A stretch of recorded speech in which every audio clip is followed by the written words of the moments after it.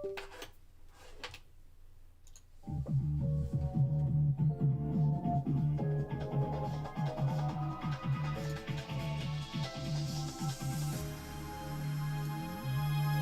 you feel no matter where you are, even if you're on a distant star, it'll reach you without fail. Wake you up, no matter who you are, our spirit will not fade.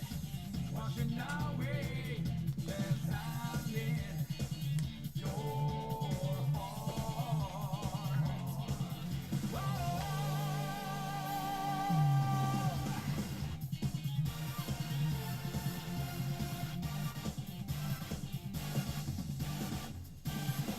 What kind of show is over dancing? Having to fight to truly get each other. So please don't dance anymore. Show who you really are. Yeah, don't forget that love is one. Now as you feel burning soul, no matter how far you are, our born to just survive. You want faith is the journey.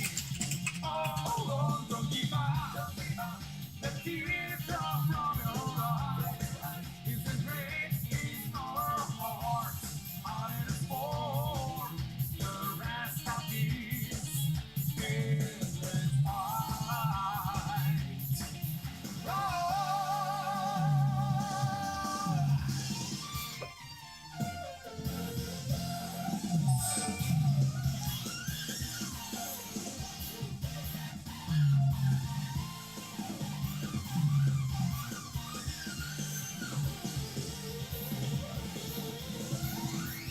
This is our burning soul, do you feel it? Our bodies might have lost ability to paint us love. Our ballet, not over. Yeah, final stage, our friends might fade away. Our love will keep its flame, a flame that will stand forever.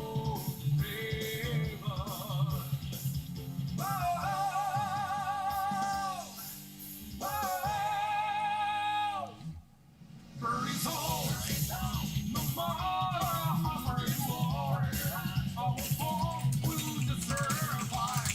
You won't face this journey alone. Don't give up. The teardrop from your eyes is the grace in our hearts. And it is for the rest of this endless fight. Oh!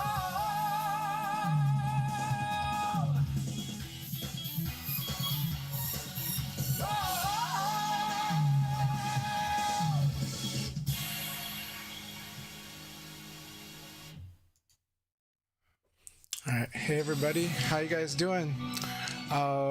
So we're going to be talking about the patch because the patch updates, the patch notes have finally been released. We've known for a while that there would be a patch this weekend on the 26th, and we also know that there's going to be big changes. They signaled a lot of changes when they said stuff to the tune of expect expect the way you play to change a bit. We were prepared for that. Last week, of course, was Street Fighter, but especially Tekken's patch. We were prepared for quite a bit of change, though I think Strife players might be the most surprised by their changes. But honestly, these changes are very interesting and exciting. I'm not the biggest fan of all the changes, but that's okay. I still am going to be a huge fan of this game, and it's still going to be a lot of fun, but we're going to talk about that. I think a lot of the changes are really huge, and we got to talk about how we're looking at these changes and what we can kind of anticipate on the high end or maybe the low end as well. But I think it's a really big topic, and I think we'll be surprised when we actually play the game. But I do think it's still going to be amazing Virtua Fighter. It's going to be very exciting. So it is the Virtua Fighter we love. It arguably will probably be a more accessible Virtua Fighter, but let's see if it's also just as expressive or more so than before. So it's going to be very interesting how that goes. Right now, I am randomly playing the soundtrack that came with. If you got the anniversary edition of Virtua Fighter, you got like this whole history of soundtracks of Virtua Fighter, and so I'm just kind of running that on random here. So hope you guys enjoy the music. It's kind of low, I know. This is one of my favorite tracks. This is a remix of one of my favorite tracks, which is so yeah. Anyhow, it's good to see everyone. So we're gonna have a lot to talk about. So let me see what everyone's saying here, and then we'll get to talk about it. So let me also change the view here too. Okay. Yeah, so there's a week of patch notes, and it's big changes. And Virtua Fighter, they signaled they're going to do big changes, so we'll get to that. We're going to first... Now, when it comes to me talking about these patches, I'm going to talk in a more general sense. I'm going to talk about details, but details of play and combat decisions, that's more what I talk about. The more detailed stuff, we will cover the character changes, but there's going to be a lot of other content creators you want to follow to see their views on it. For Leifei and a lot of details and interactions, you want to talk to VF Numbers. When he streams, I'm hoping he does a stream, and he's in the chat right now. I really encourage you to check out VF Numbers, what he has to say about the Leifei changes, or what he speculates. Right now, this is all speculation until we have the game playing on the patch. Also, I want to give a heads up. Texas Showdown is this weekend.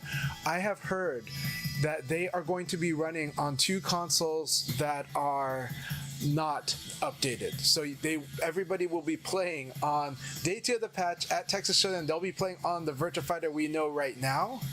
And so they're not going to have to deal with, totally transformed game on day 2 of the patch. And I think that's a good call. So hopefully nobody accidentally updates that game file on the consoles. Let's hope for their sake, because I think it's going to be an awesome tournament, and it would be a very nice send-off to Revo 1.0 that we've known for the past year. We are now going into Revo 1.1. I think they should just call it Revo 2.0, but whatever, So, but we're going into Revo 1.1. All right, 1.10. All right, Numbers did do a stream earlier, so please check it out. Watch the archives on Twitch and also watch on YouTube, and I'm really happy to see that. Mr. is here. I would love it if Mr. did a write-up somewhere on VFDC or on Twitch or YouTube talking, because they have a lot to say. And I think this patch, even though if you look at the Wolf section, you might not see much that you're excited about, but there's good stuff in there. But I think you will find amazing stuff if you think about the whole system and how it plays, because I think the big change now... Okay, there's a caveat there, because I think they had a typo when they talked about the changes to evade. We'll get to that. But when they talked about how they're changing the defensive move, or what I call evade, what Tekken players call sidestep, when they talk about that section, I think the change is actually that the evade canceling is more restricted than before, not more opened up. And this is also this helps Wolf a lot, because one of Wolf's bane of Wolf's existence in Final Showdown and since Final Showdown has been evade crouch dash to his front side, because then you avoid screw hook and you also defend that, and as long as you are like -5 or better for you, meaning -5, -4, -3, -2, -1 are neutral, you didn't really have to worry about that half circular mix-up. He's got it, I think. I believe he's got it now, and the only time that you could ECD out of that is probably if you blocked a high jab, if I'm understanding correctly. I could be wrong. That's what it seems like to me, and I'm pretty sure that's what the patch is actually doing. I think whoever wrote the patch notes, it's easy for them to misunderstand all this complicated stuff because it's our jargon, it's technical jargon on the gameplay details, and I think it just went that way, and I heard it's that way in English and Japanese, but it makes no sense to me that they would make evade cancel even better or more robust than it is. I would imagine that they're going to tighten it a bit so that the game's sidestepping game is more purposeful, more precise, requiring at the high level. Now, something I should say really quick at the start about this patch. This patch does not really affect new players much. I mean, it does, but not in ways that they would know. So they're fine. They're not getting screwed up no matter how they kind of learn Virtua Fighter, actually. They're going to be fine. This patch really is affecting people that are playing at the high end of intermediate, definitely advanced, and definitely above advanced. That's where this patch is going to be deeply felt. Anybody that's below that higher end of intermediate, they're going to feel a little bit, but they're not going to probably care as much. They're going to enjoy the exciting Virtua Fighter action. They're going to actually enjoy quality of life changes, like changes to the Ukemi, which is the tech roll system, right? They're going to enjoy that there's a Wi-Fi meter, you know, that we're actually going to see a Wi-Fi notification, so we can see if someone's on a wireless connection versus a wired connection. Though, you know, with satellite internet, who knows what that means too. You know, so yeah. Yeah, so Texas Showdown on the old patch, from what I've heard, this patch is not going to ruin beginners' experience. It's actually going to make it more accessible to them, which is what a lot of people want. For old heads like me, there is stuff that I'm, you know, not as happy about, but I'm not angry about it. I'm just like, okay, well, when Revo came out, we dealt with loss of backdash punish. It turned into a straight punish that's like, okay, I'm going to see the same thing every time now, instead of the whole they're going to gamble on whether they want to, where they think I'm that ridiculously good at breaking stagger or not. And it's not even a gamble. It's just a really powerful guessing game. It's a powerful situation. But that's okay. They've reduced staggers. There's going to still be staggers in there. I'm assuming there's wall staggers still in there. But and wall stagger is a situation that at high level people, like, I am prepared for people that break stagger at the wall, because when I fight Japanese players at the elite level, it's what I got to do. You know, like, since I play around it, guard break them or whatever. You know, after I'll stagger them, then do the guard break. You know, it's just more guessing games. That's what I love about the layered guessing games. This is just one layered guessing game being reduced quite a bit. But I'll talk about that a bit later. That said, I'm not, so nothing, I haven't seen anything said about the PS4 version, whether it's going to be updated or not. I know that while that could be costly for Sega to go ahead and pay Sony to do that update, I think I wouldn't be surprised if they did, but they might not. But the thing is that Virtua Fighter esports in Japan in the arcade is still actually active and does maintain those balance updates. So from that point of view, I would like to see the PS4 version also get the updates, even if you can't play Doral. But that's up to Sega. We'll see. They haven't said a word of it, so we're assuming it's not happening. We're assuming that the PS4 version will not be updated, but I would like to believe that it will. But you know, we'll know within a week. But yeah.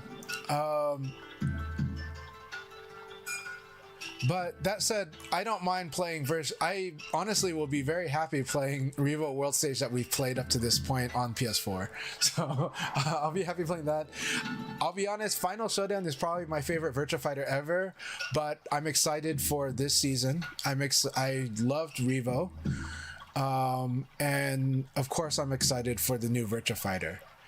But just as a personal preference, no, just like people have their favorite in Virtua Fighter 3 or 2 or 4 Final Tuned or 4 Evo, Final Showdown is probably going to be that game for me, but I'm going to keep playing Virtua Fighter, and it's going to be a lot of fun, and I'm going to be teaching people all the time. So yeah. The side turn game will be more impactful though, and so this actually makes the intermediate level even more intense, if we're talking about, but we'll get to that. All right, so MFD says, I need to check Akira stuff. Yeah, Akira has a lot of changes. I am going to say something that if you follow like card games, or if you follow a lot of games and you follow patch updates on games that are like really complicated, understand these patch changes, the changes don't happen in a vacuum. They don't happen in a vacuum. And in a fighting game, the system changes are the umbrella over which everything else expresses past the system changes. And this update will have system changes. The combo system is being changed. I want to make that up front right now. The combo system is being changed. If you're a beginner, it might not impact you so much, but a lot of people are probably going to just relearn some combos, and VF, it's easy to learn combos. So let me also say, Virtua Fighter is a game that's actually really easy to learn combos. So just all you're looking for is good enough damage that I will always do and not make a mistake much. And then as I get better, I'll keep adding and making better combos. But this game, reading this patch note just tells me, everywhere in this patch note tells me the combo system is going for quite a change, and it actually makes me wonder if this game is going to be like, if we're going to see the way that the weight classes translate into play more like a traditional way that they used to be, as opposed to what Final Showdown did. Final Showdown made every character do high levels of damage, and they still will in this game. But I'm starting to wonder if we're going to see maybe heavyweight characters do bigger damage again because of the combo changes. I'm wondering if Eileen is going to, like, instead of counting on Super Glass Cannon, if she's going to be the most obnoxious pressure, still does great damage, but it's not heavyweight damage. I'm wondering about that myself. When I read these notes, it keeps making me think that. When I see stuff like Leon's down kick is going to be more viable for combo, what does that mean, right? And it might have implications on the tech roll system, where if you don't tech roll, those green combos might be even more nasty or more impactful in the new Virtua Fighter 1.10. We'll see. So let's get to it. But yeah. And yeah, Mr. said 5.5. People are having fun discussions on where they should call it 5, 5A, 5B. This is, of course, this is Virtua Fighter 5 Revo World Stage 1.10. I just don't mind it being Revo World Stage second season 2.0. That's why I said 2.0. Yeah. But yeah, so Obvious Creed, I'm definitely going to go over this now. How's everyone doing today? Are you guys doing good? By the way, if you guys are watching on Twitch and the ads are getting in the way, go ahead and also watch on YouTube. Maybe mute it on Twitch, and then listen to me talk on YouTube. Some people have done that, and that's worked for them. I like both in Twitch and YouTube. Twitch takes better care of me, but YouTube has also been a wonderful place where people have interacted with me, dropped a comment, and I've been able to respond to them. And I usually respond right away. So anyways, but if I don't get to you, I will plan to and eventually get to you, but if I don't even then, just put another message and I'll eventually get to it. I do read comments and I do check back on the backlog of comments. Yeah. So yeah, so I will clarify that too. So there is less stagger. I like stagger. I'm not saying I want more stagger than was in the game previously now, but I personally love stagger.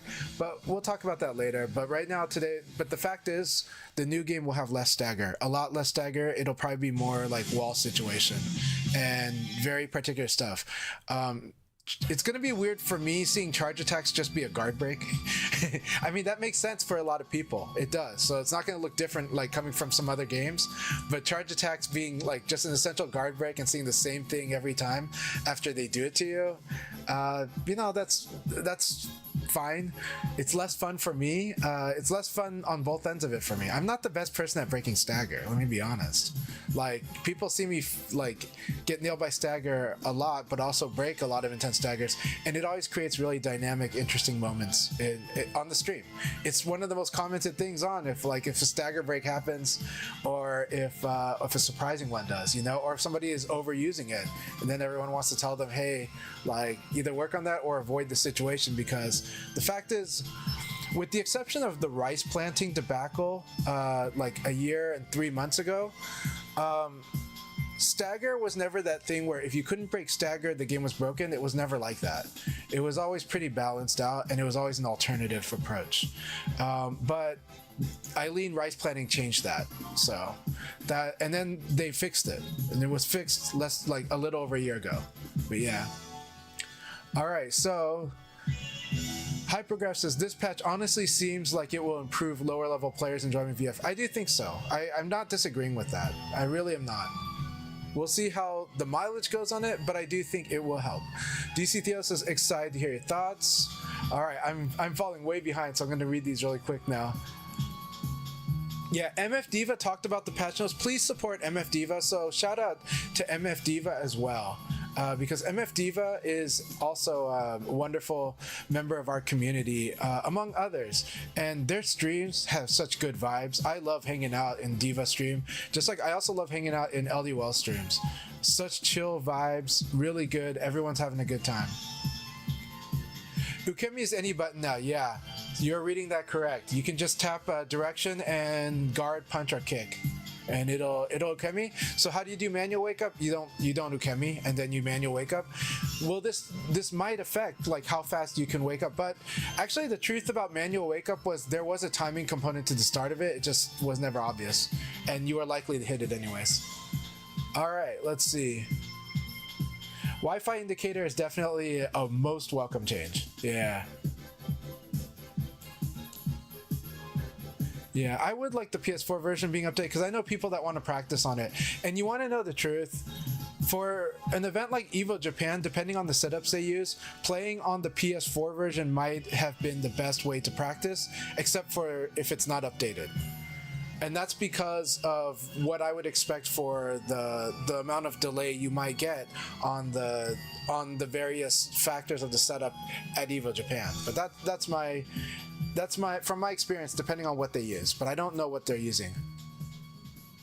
But I do think they should update the PS4 version. I think there are people that really are stuck on PS4 still. It's a fact. That's all. Like that's actually a big fact right now. There's a big fact that there's a lot of people still on PS4. That like it's undeniable, but it takes a while. The industry is still trying to move away from it. I think Call of Duty still's got one more game that's going to come on it, you know, or maybe an NBA 2K. But yeah. All right, there's a lot of chat. This is great. Okay. All right, I'm gonna skim this really quick and then we'll get to it because I've had guys waiting for so long. I definitely don't want them to do a new subtitle. I think they're fine now. I think they've played out the subtitle game, and I'm tired of people doing the narrative that which version of this game this is, because honestly, I see the difference, and I think the game is amazing and stands up to any modern fighting game. I do. Maybe not. Maybe the graphics even stand up. I mean, have you guys gone back and looked at like even Tekken 6 versus Virtua Fighter 5, and that's not dogging Tekken 6. Tekken 6 is gorgeous, but Virtua Fighter 5 is like was so ahead of the field, you know, like for a long time, you know, for like 10 years, you know. So in terms of graphic fidelity, right, and even I would argue some of the art aspects to it. Now, are we talking about the edgier aspects, the art direction being more edgy? Maybe not, but the art direction was gorgeous. So I'll stand on that, But anyhow, I think this game, I think even Final Showdown still holds up. Those Final Showdown does look slightly dated, partly because of the simplified stages as well. But but it still looks gorgeous, animates gorgeous. Sound is good on the arcade. The home audio was compressed. So anyhow, I think this game still stands up to anything. It's an all-timer. That's my opinion, but this game proves it to me all the time. The more I play it, and the more I teach new people it. So it's just a matter that, you know, I think now people have caught up to Virtua, or catching up to Virtua Fighter outside of Japan. So yeah.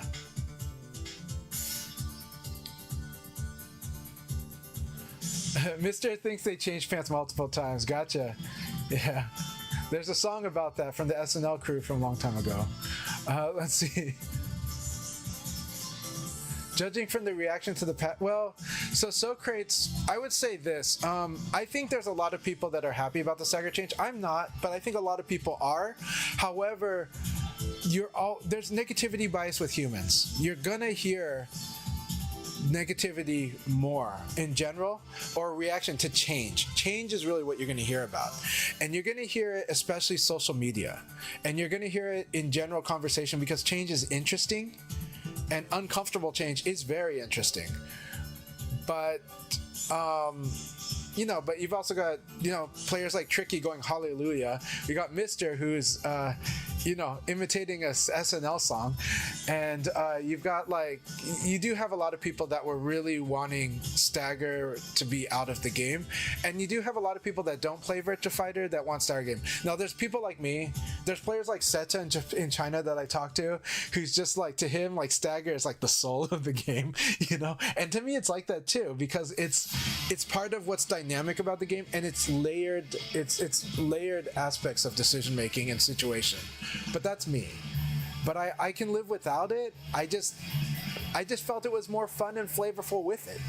And when I asked my friend like Renzo a long time ago about what he thought on Stagger, he was like, it's one of those things that stands about Virtua Fighter. So he's like, so he likes it. He's not gonna be mad if it goes away, but he's like, I kind of like it because it's one of those things that stands out about Virtua Fighter, but it's like, it doesn't ruin the game in any way. It's just like, but it is one of those things where your opponent, it's going to matter whether they can break it or not, but it's not going to break them. It's just going to change, like, it just gives you more options, like, okay, if they can't break Stagger, I'll consider going this. And then when they surprise you, that is a feeling of accomplishment they have, and it is earned. and it's frantic, but it's also because people talk about Tekken's throw escape system, and they want reactable throw escapes. And I've explained to people now that, like, actually throws are a different function in VF, and throw escapes are a different function than throw escapes in Tekken. But to me, Virtua Fighter's Stagger is similar to the throw escape in Tekken because situational awareness, technique, timing, these three things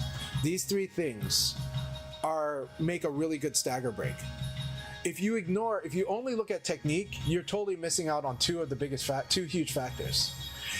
Timing is, of course, maybe the least respected aspect of it, but it's huge, and a lot of people that get good at breaking Stagger will tell you that timing is huge, because when we do really fast techniques, we slow down really fast. Our fastest is when we first tense up those muscles. So timing is a huge factor. I love it, but it's okay. But I also have to say, I demystify it by saying it's a skill. This is how you look at it, as a skill. And then you decide whether you can do it. And if you are not good at this skill, you use the situational awareness. You don't Abari so much against Lau in Final Showdown, right? Stuff like that. Or you consider that you're going to have to get ready for it. If you choose to Abari, Stagger should be in the back of your mind. That kind of thing. Anyways, all right. Let's see. So I'm going to remind everybody, because this is going to be a very talkative, it's always a talkative stream with me, but because it's very talkative, I recommend watching on both Twitch to support the chat, enjoy the chat environment of Twitch, and you can also listen on YouTube, because YouTube, you're probably not going to get ads for most of you.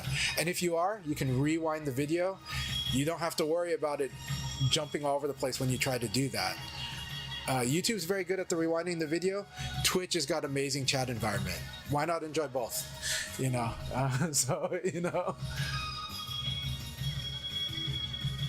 So yeah, so Incident, that's also why by the way, my first reaction was they're going to take away Stagger. My second reaction was maybe they'll make it easy on Pad.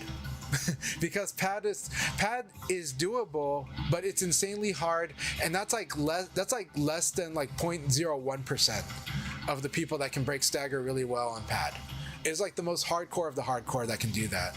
And so I agree that gamepad needed some accommodation.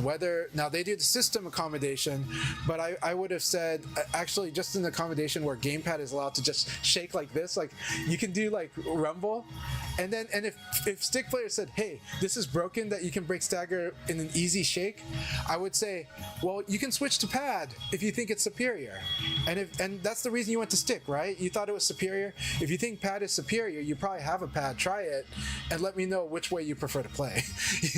So, and I think some people would stick with pad, and some people would go back to stick in a heartbeat. So that my view was I would have been okay with just like 3 shakes and you're out of it, and I'll be like, that's just, it would be fine, because again, the Stagger doesn't break. The ability to break Stagger and the inability to break Stagger never broke you as a competitor, unless it was the Eileen situation a year and 4 months ago. Outside of that, it has never broken you if you could not break Stagger. It just means you had to manage the situation in which you got staggered. Anyways, we said it a lot, so let's go to this. I love this chat, and you guys keep on chatting with each other. I will go straight into talking about these changes now, since we're now at about half an hour in. So thank you for listening to that, but we did talk about the patch, just not going over the notes here. So, okay, and awesome. I love that you guys are getting into details.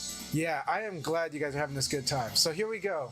First, okay, console stuff. They are no longer calling the beta version on the rollback settings and frame delay. Okay, that's good. 25 years ago, Gmail came out and just perpetually was called like beta for 10 years. So Sega has gone from 10 years to 10 months. That's cool. Let's see. Remove the one frame delay setting from input response. I like this change. It's not I mean, are there other things I would have liked about it? Yeah. I would have liked more, yeah, but I do like this particular change because honestly, it was being exploited. Now that said, Japan likes its 2-frame setting, and so I know people outside Japan are not happy about still dealing with 2-frame, but the fact is, 2-frame is really good for a lot of connections. It's just that in the wide open Wild West, it's a bit rougher. And then we advise going more delay to 3 or 4. I would really love a dynamic setting. I really would love it to look, especially because as us players, that's kind of what we're doing. I change my delay, or I change my recommended delay based on what I'm seeing in the match. And so based on the little sample, and I kind of know it within a round, I kind of would like a dynamic, but I don't know. We'll see. All right, adjusted progression so that outside regular tournaments, the 42 and above can gain experience points only when fighting opponents of the same rank. This is pretty good overall. This is good, but this is interesting about other dynamics. But I'm not the rank grinder that I was at any point in history. I've been near the top of the rankings chart. It was fine. It was okay. But I just like fighting good opponents. But most people love ranked, and there are definitely a lot of my friends love the rank grind and love the 42 plus rank grind. So I checked Numbers archive for his view on that, because he does play a lot of ranked. And I'm excited to hear what he says about it. I'm excited to hear what Rental Animator thinks about it. I'm excited to hear what Tengu Man thinks about it. I really want to hear what Paul 68 KDMD thinks about it too. Though I'm not sure if his priority is the ranked as much as it is like really good matches, right? But everyone wants really good matches. But I want to know what like Bushido thinks about it. I want to know what the KDQ crew thinks about that. So say it in the chat. Everybody in the chat, let me know what you think about this rank 42 change. But also the room matches that can allow the rank battles, and it's an option, right? That's what's cool. If it was automatic, that would kind of suck. Because it's an option, it is cool, and the ranked this is funneling the ranked players into rooms. Think about this. The 42 plus crowd, like in all competitive games, high rank has this problem. High rank has this problem that when it's left up to just a pure matchmaker, it takes forever. It takes like 2 hours to get a match sometimes, and sometimes you got to play somebody in another country far away. Even on team-based games, it happens at the highest levels of play. Now, I know people would say you could rig this, but dude, you got to get to 42 to rig this. Okay, so I don't really worry about that. And, we'll see what certain players that only care about ranked, what they do.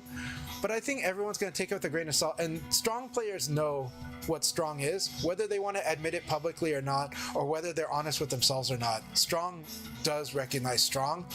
And if strong doesn't recognize strong, it's afraid of strong. So even if they refuse to recognize someone actually being strong, their fear will tell you that they recognize it, maybe just instinctually and not up here because they just don't want to admit it in here. Okay? So let me be honest with that. When a strong player refuses to acknowledge someone that's actually getting strong, there's something going on here or here. Okay?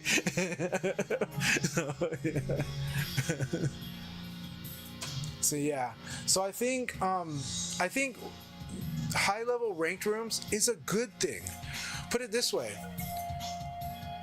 Other people will see these high-ranked players go into these public rooms for ranked. They'll see that it will populate the lobby, and they are the most hardcore, so they're the most reliable to be there. This is actually a pretty cool change. I don't play as many of the other fighting games online, so I don't know if this already exists. Okay, it probably does. I'm sure it does. But I think this is cool, and I think this is a really cool way of tunneling and funneling some of the high-level players into these ranking rooms and making the lobby more populated and the presence of the game better. And people don't need to, like, people don't always want to jump to fight them, but they like to see that they're playing. So I hope you guys will have some thoughts about that. Let's see here. So we got added room matches setting, okay, updated ranked matches and room match tournaments without spectators, so the losing player can also skip the final round replay. That's a good, I know a lot of people that play tournament mode, and tournament mode already tests your patience, and I like it personally, but this is a nice change.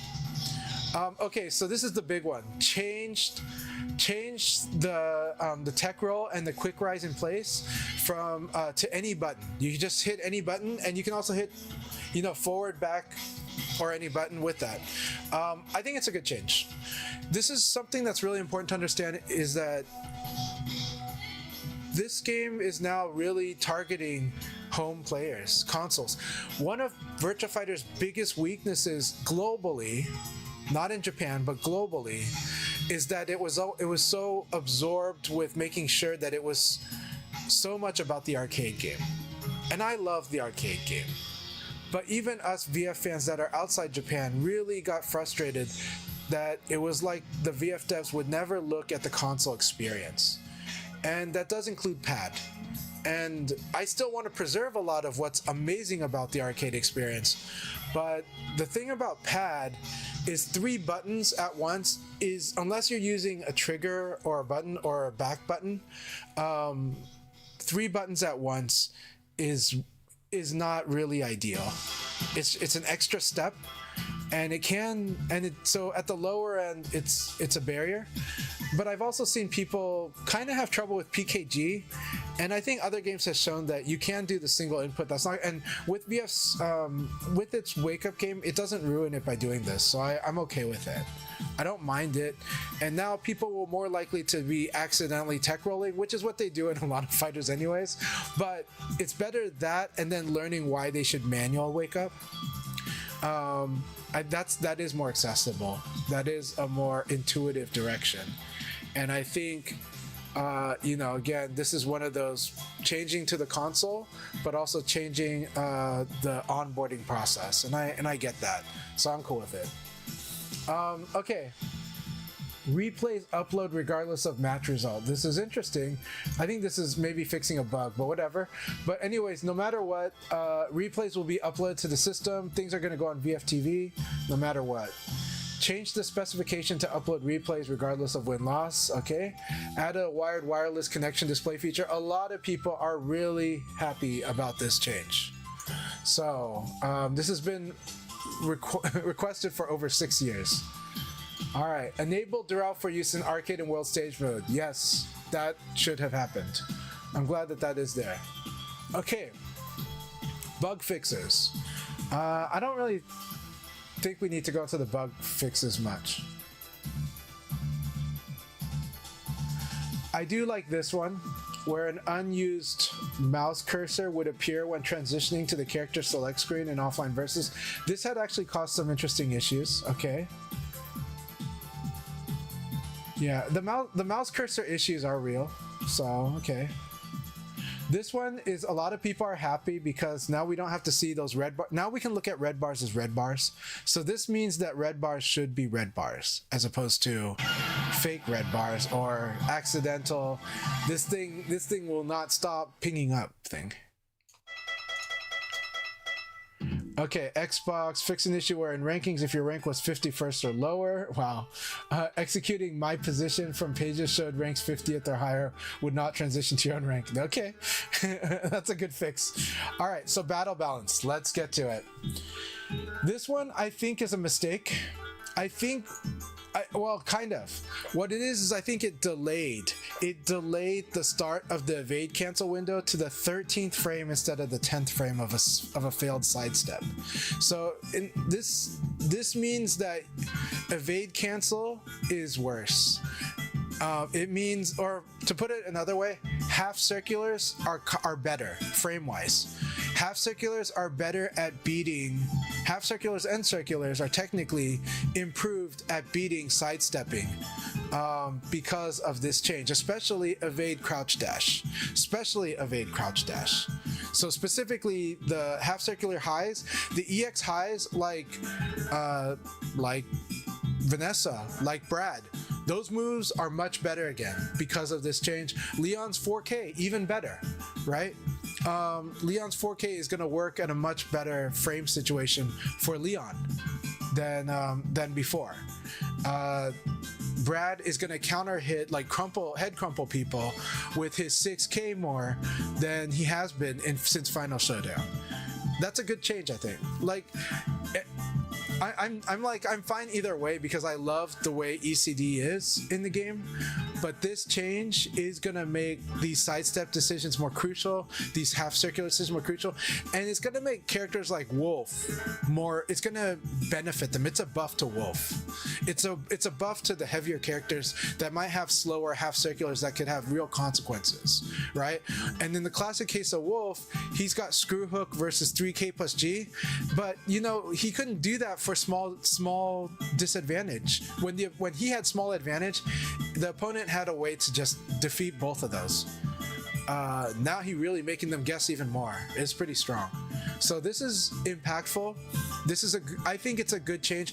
This is honestly a change that a lot of people in Japan did want in the first year of Final Showdown because they felt that ECD was ridiculous. Now, of course, like roll cancel, like everything else, people learned to develop a meta around the technique. But there was a time when ECD was seen as like ridiculously way too impactful, way too good. I think it's really fun, and I think it's good.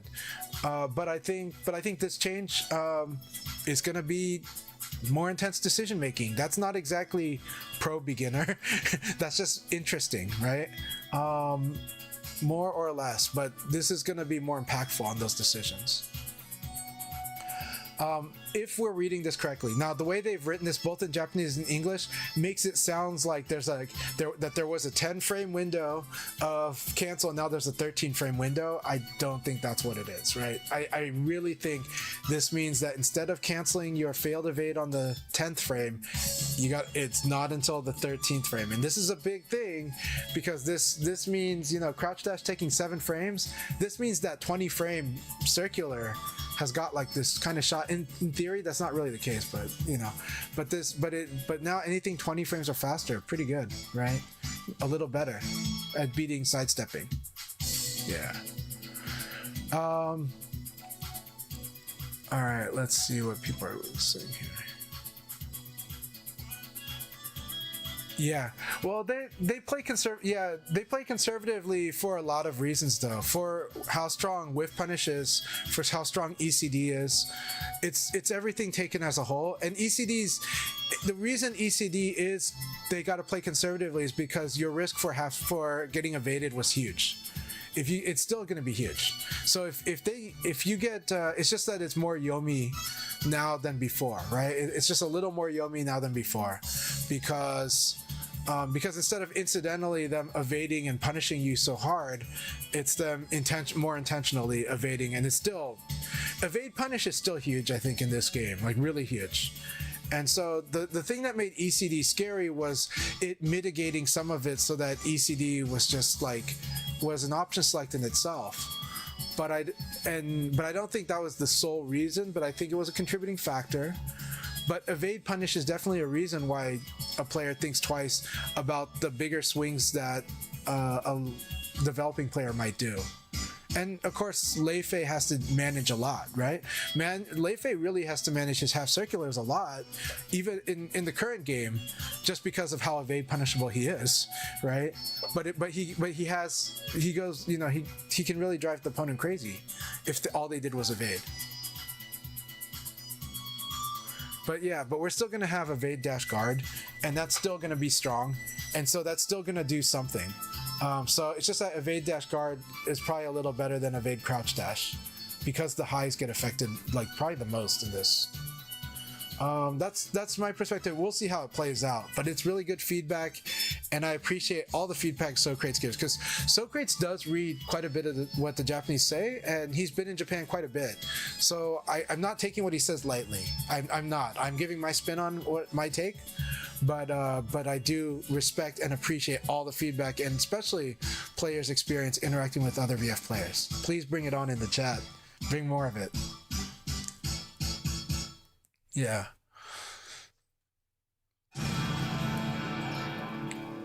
Yeah, so now like Corkscrew with Wolf is much better. Well, it's more that 3K plus G is much better, but because of that, the screw hook is even more that mix-up is even more threatening, and will definitely free somebody up to guard more. It'll make somebody really think about sidestepping Wolf more, because right now people like, I sidestep Wolf without a thought unless I'm at a big disadvantage, right? You know, so unless he's really good at throwing a lot, yeah. So yeah. All right, so let's see. Okay, so here's some important changes. Adjusting the timing and the level of damage scaling for mid-air combo effects. I think people need to consider all these combo changes, okay? These combo system changes are really, really, really important to understand. I think we're good. This is where I'm saying these changes to character are not happening in a vacuum. Yes, you can see how your character got buffed or quote-unquote nerfed. You don't know how that plays out in matches, not nearly, until you see what the combos are going to be in this game. And we really don't know what like, yes, they could look the same. I think they're going to look really different. And but I think, you know, for me, the image that comes to my head is Virtua Fighter 5R. I think wall combos are still going to be crazy. I think ring out combos still great. Maybe this might change ring out combos, to be honest, but it's talking about level, like timing and level of damage. It's not talking about float. So because it's not talking about float, you know, maybe not. Maybe we still got bounds and everything, but the scaling can change a lot of things, and it could lower the damage. We might see lightweight characters lose damage on combos. We might see Sarah lose damage on combos. We might see Eileen lose damage on combos. And we might see heavy characters have their combos looking in the position in the meta the way that the heavy characters' damage used to look like before Final Showdown. Final Showdown flattened the curve. Final Showdown made every character high damage. And I like that for Final Showdown.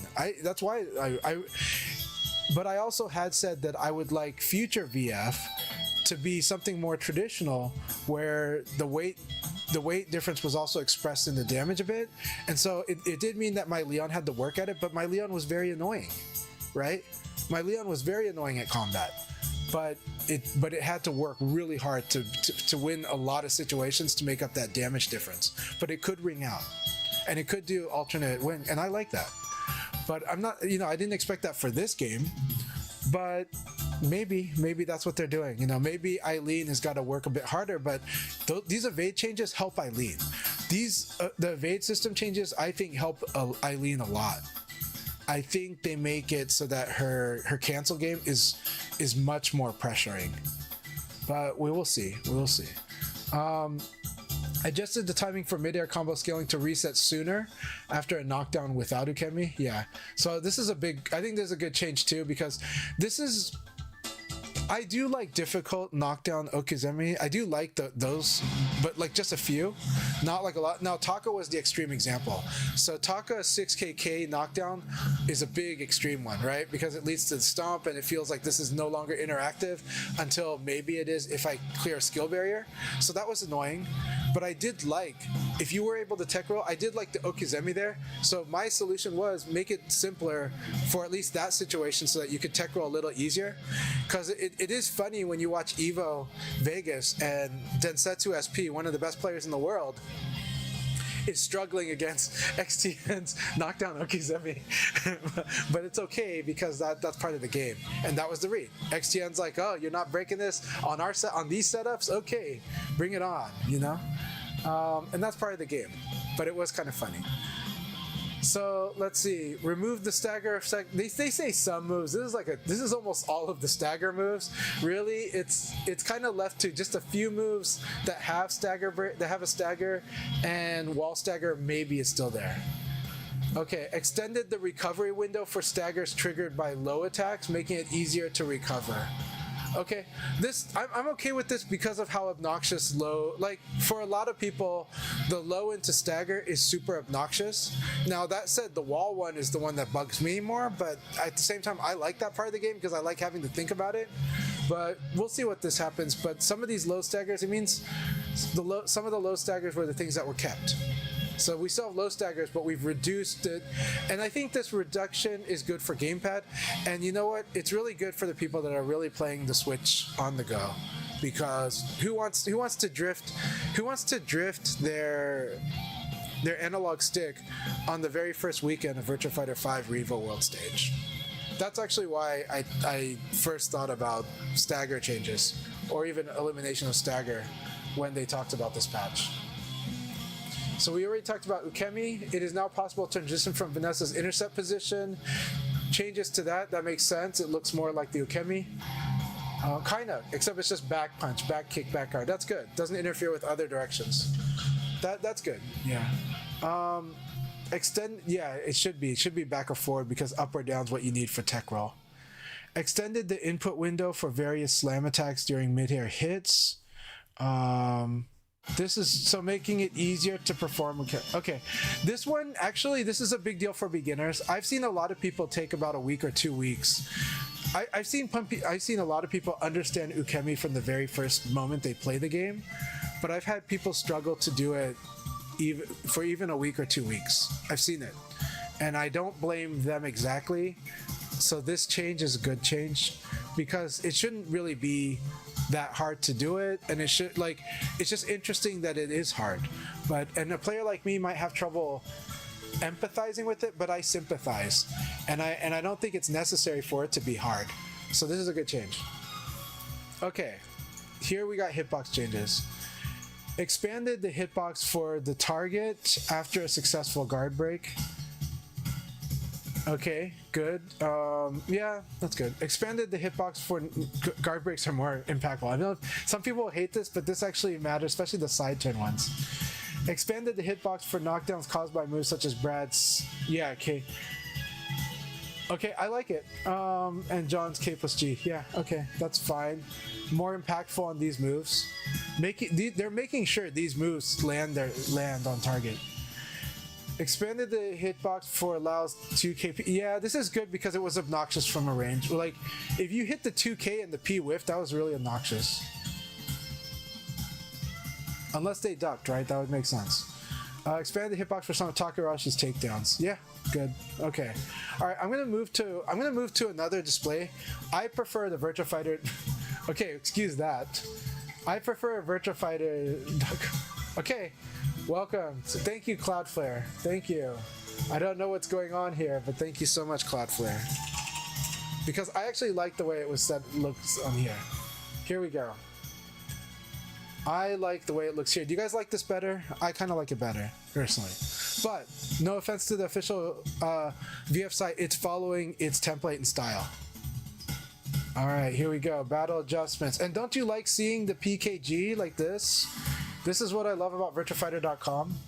So, all right, character changes. Akira, 6P, remove the stagger effect. Yeah, we expected that. So now it's +6. Okay, and change the hit effect on crouching hit. That's good. Okay, 6P, 4K, added half circular. This is a good one. This makes it a little bit more like the Go one. I think this is good because I evade this like crazy, and so I think this is good. I think that's good. Okay. Chargeable max attack, remove the stagger effect. It will now be +14. Increase total frames by 3 frames. Okay, so now it's more evade 4-6P plus K is more evade punishable. At max charge, it will guard break +14. So these are big deals. This total frames by 3 frames. Now, the thing I don't know about that is that recovery frames only. I don't think that they extended the active hit frames. I hope not. Because if they extended the active hit frames, it makes it better on Okizeme, for example. But I think it's just, I think this is good. It makes it more, for sure, it makes it more punishable. And this is a big deal. So this change is a big deal. Change the damage from 25 to 24. Something about Akira is he is 25 on like so many things. And so the deal is that this move, even doing this on side turn, instead of getting a bonus on side turn, if you block it, his frames increase. Like he got a frame bonus of +6. Now it's down to +3. It's +3, not +6. This is a big change. So this one is a big change when you block a normal 4-6p plus K from the side. So this is a side turn change, but the thing is, because he knocks down on hit, then it doesn't really matter on normal hit. It matters on block when he doesn't max charge it. Okay. But yeah, and then this remove the stagger effect's gonna be impactful on the side as well. So that's gonna be, but that also affects it here. So this guard break, we'll see how it affects, because I don't know how guard break's a very special thing. I don't know how it affects like this, because like Lao has like his knee, and in Revo they changed Lao's knee to have a special stun, like almost like a dead or alive like stun. Okay, and that stun, not the same because you can't throw it, but that stun, which gave you like a combo, it was the same whether you hit him on the side or not, because he needed to be turned sideways like at impact. It's complicated to explain. We don't know if this +9 is going to stay +9 on the side, or if it's going to be +9 +3, so +12 from the side at max charge. We don't know that yet. We will see when the game comes out. A lot of people are going to assume it's +12 from the side if you block it side guard break. And it should be, to be honest, but I could see it possibly just being +9 still, depending on how they code it. So this is going to be interesting, but I do think Akira's half circular game is good against the side as well, because whenever he had +7, he could just do it. And he got +7 just by doing PK from the side. So it was like, yeah, or not +7, but it was side frames. He had side frames, and side frames made it so that 4-6p plus K would work in really well as 4-6 PKG. Okay, so his shoulder ram, removed the stagger effect. This is a big one for a lot of people. And again, changed it so that's +9, you know, and plus side is going to be also pretty strong. It'll probably be +12 on the side instead of +15. So I think this is a fine change. This might be technically a nerf, but for me it's fine. I usually break the stagger enough that it didn't bug me as much, but it definitely mattered to people, and it definitely became a cornerstone for a lot of Akira players. But then again, when you started punishing it, the shoulder, that was the bigger deal for Akira. But yeah, this will be interesting. This is going to affect Akira probably at the intermediate, and at the intermediate level play, this probably has the most effect. At the highest levels of play, it's not like insane, but it's just a trade-off kind of thing. But this damage does change things. This damage is impactful for side game too. Okay. So Tetsu Zanko, of course, such a fun move. Everyone loves it. Adjusted so that the repeated hits connect reliably. This is good for Akira. This is a buff. Yeah, especially from behind. I actually liked that back turn could mess this up, but they don't want that, so that's okay. Okay, so Dragonlance combo, adjusted so that the repeated hits connect reliably. Okay, we expected that. This is a good thing. I liked playing around. I loved punishing Akira for not checking their combo or not checking the situation. But this is overall, this is more consistency for Akira. It makes me sad because I'm like a wake-up artist. So I like to see myself as a wake-up artist. And some of you guys who've played against me know this. They know that like if the situation is a weird knockdown, I'm gonna have fun playing with it and test how good you are at that. Okay. Remove the stagger effect, change the recovery on guard to -3. We're gonna see what exactly this does. But I think it's just guard break of doom. That's all it is. But we'll see what exactly it does. I have no clue what to expect from this, right? Yeah. Change the recovery on guard though. Huh. Okay. We'll see. I have no clue how to read that. What did you guys read into this? Like, what does this mean to you guys? Because I have no idea how to read this one. It's just if you land, if you do the full sequence, good. If not, it's a -3 on block again. What? I don't know. Let's see. Added half circular property to while descending kick. I think this is good. This is actually good. This makes it more kind of like, I think Goes also. I think this makes it like Jackie's like, this is a good change. Yeah. If it was not half circular, then it should have been, to be honest. Hopping descending kicks, I think should be. They have a good amount of risk, and so the half circular is worth it. The throw, shorten the post throw recovery by 10 frames. Okay. Very interesting. This is going to mean that he can Okizeme a little better from this. In theory. The timing will be different, but he should be able to Okizeme, and it might mean wall. Do you guys think this means like wall combos with this throw?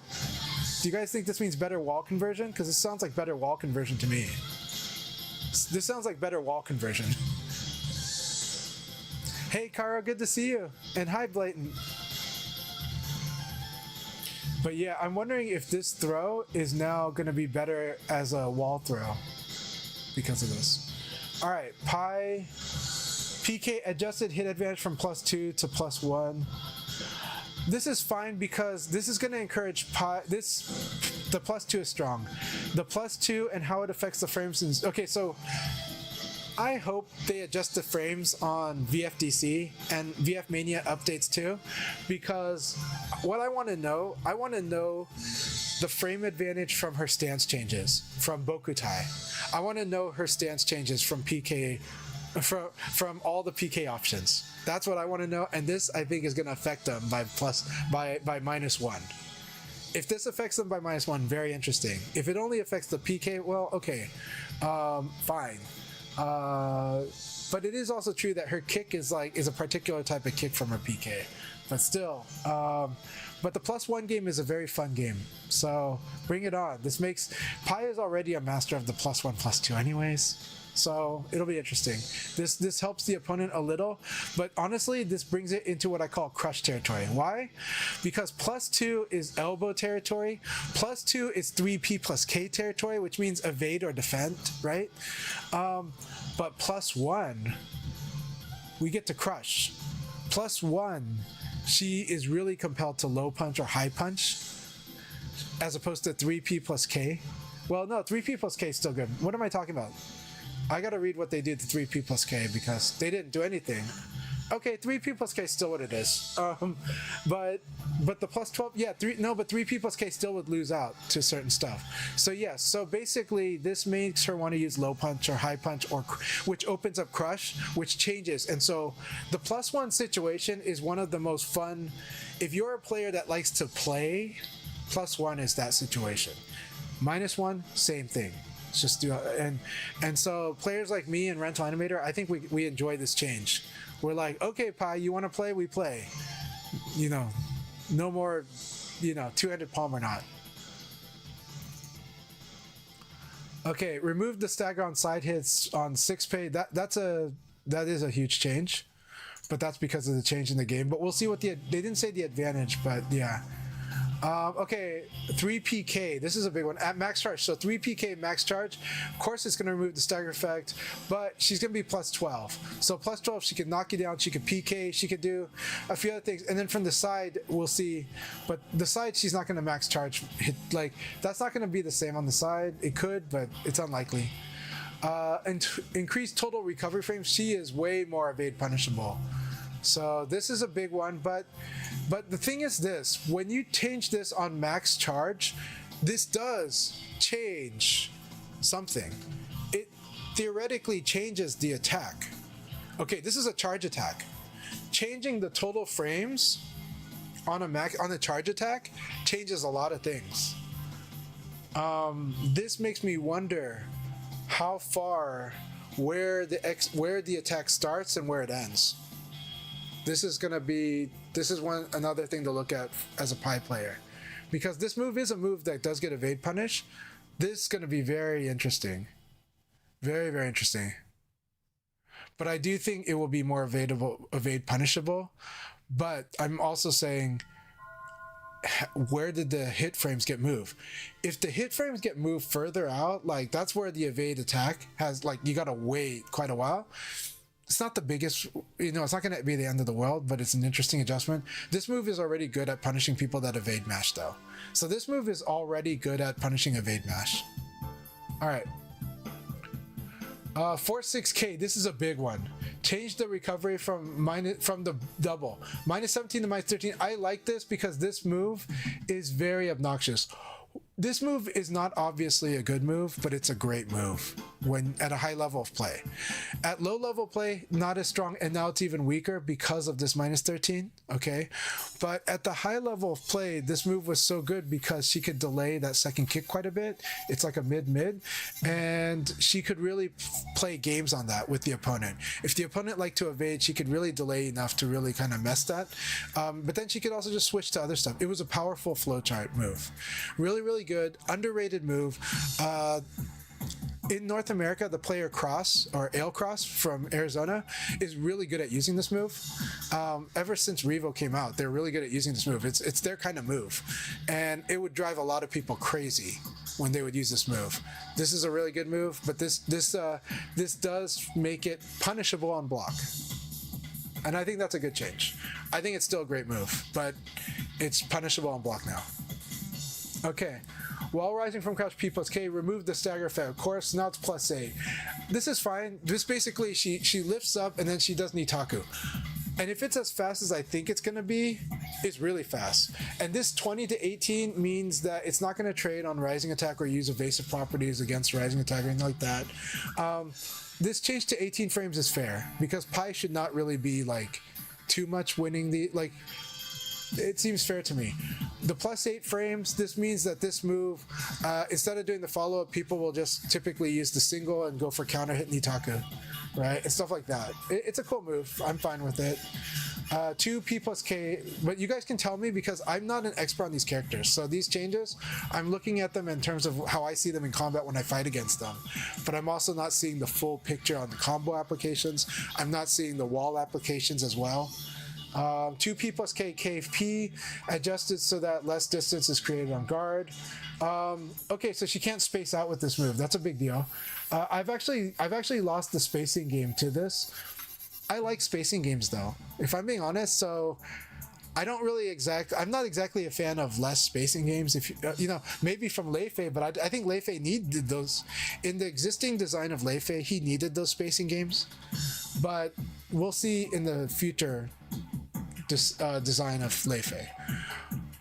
I think Pi should have spacing games, and so I'm not really the craziest about having less spacing games. I think spacing games with Pi is really cool, and I think the opponent can also play around it just as easily. Spacing games are wonderful because the opponent opts into them. They don't realize it, but they do. Them choosing to attack is playing into a spacing game. It becomes like Tekken, yes, but we have this play in VF, and we have a good amount of it, but we don't have like insane amounts of it, but we have good amounts of it. And so we'll see how much more they take out of this. We'll see what the overall design on spacing games is. Okay, 6K plus G, change the damage from 15. This is a big change. This is going to lose in neutral to a lot of stuff. Akira going to hit her out of this.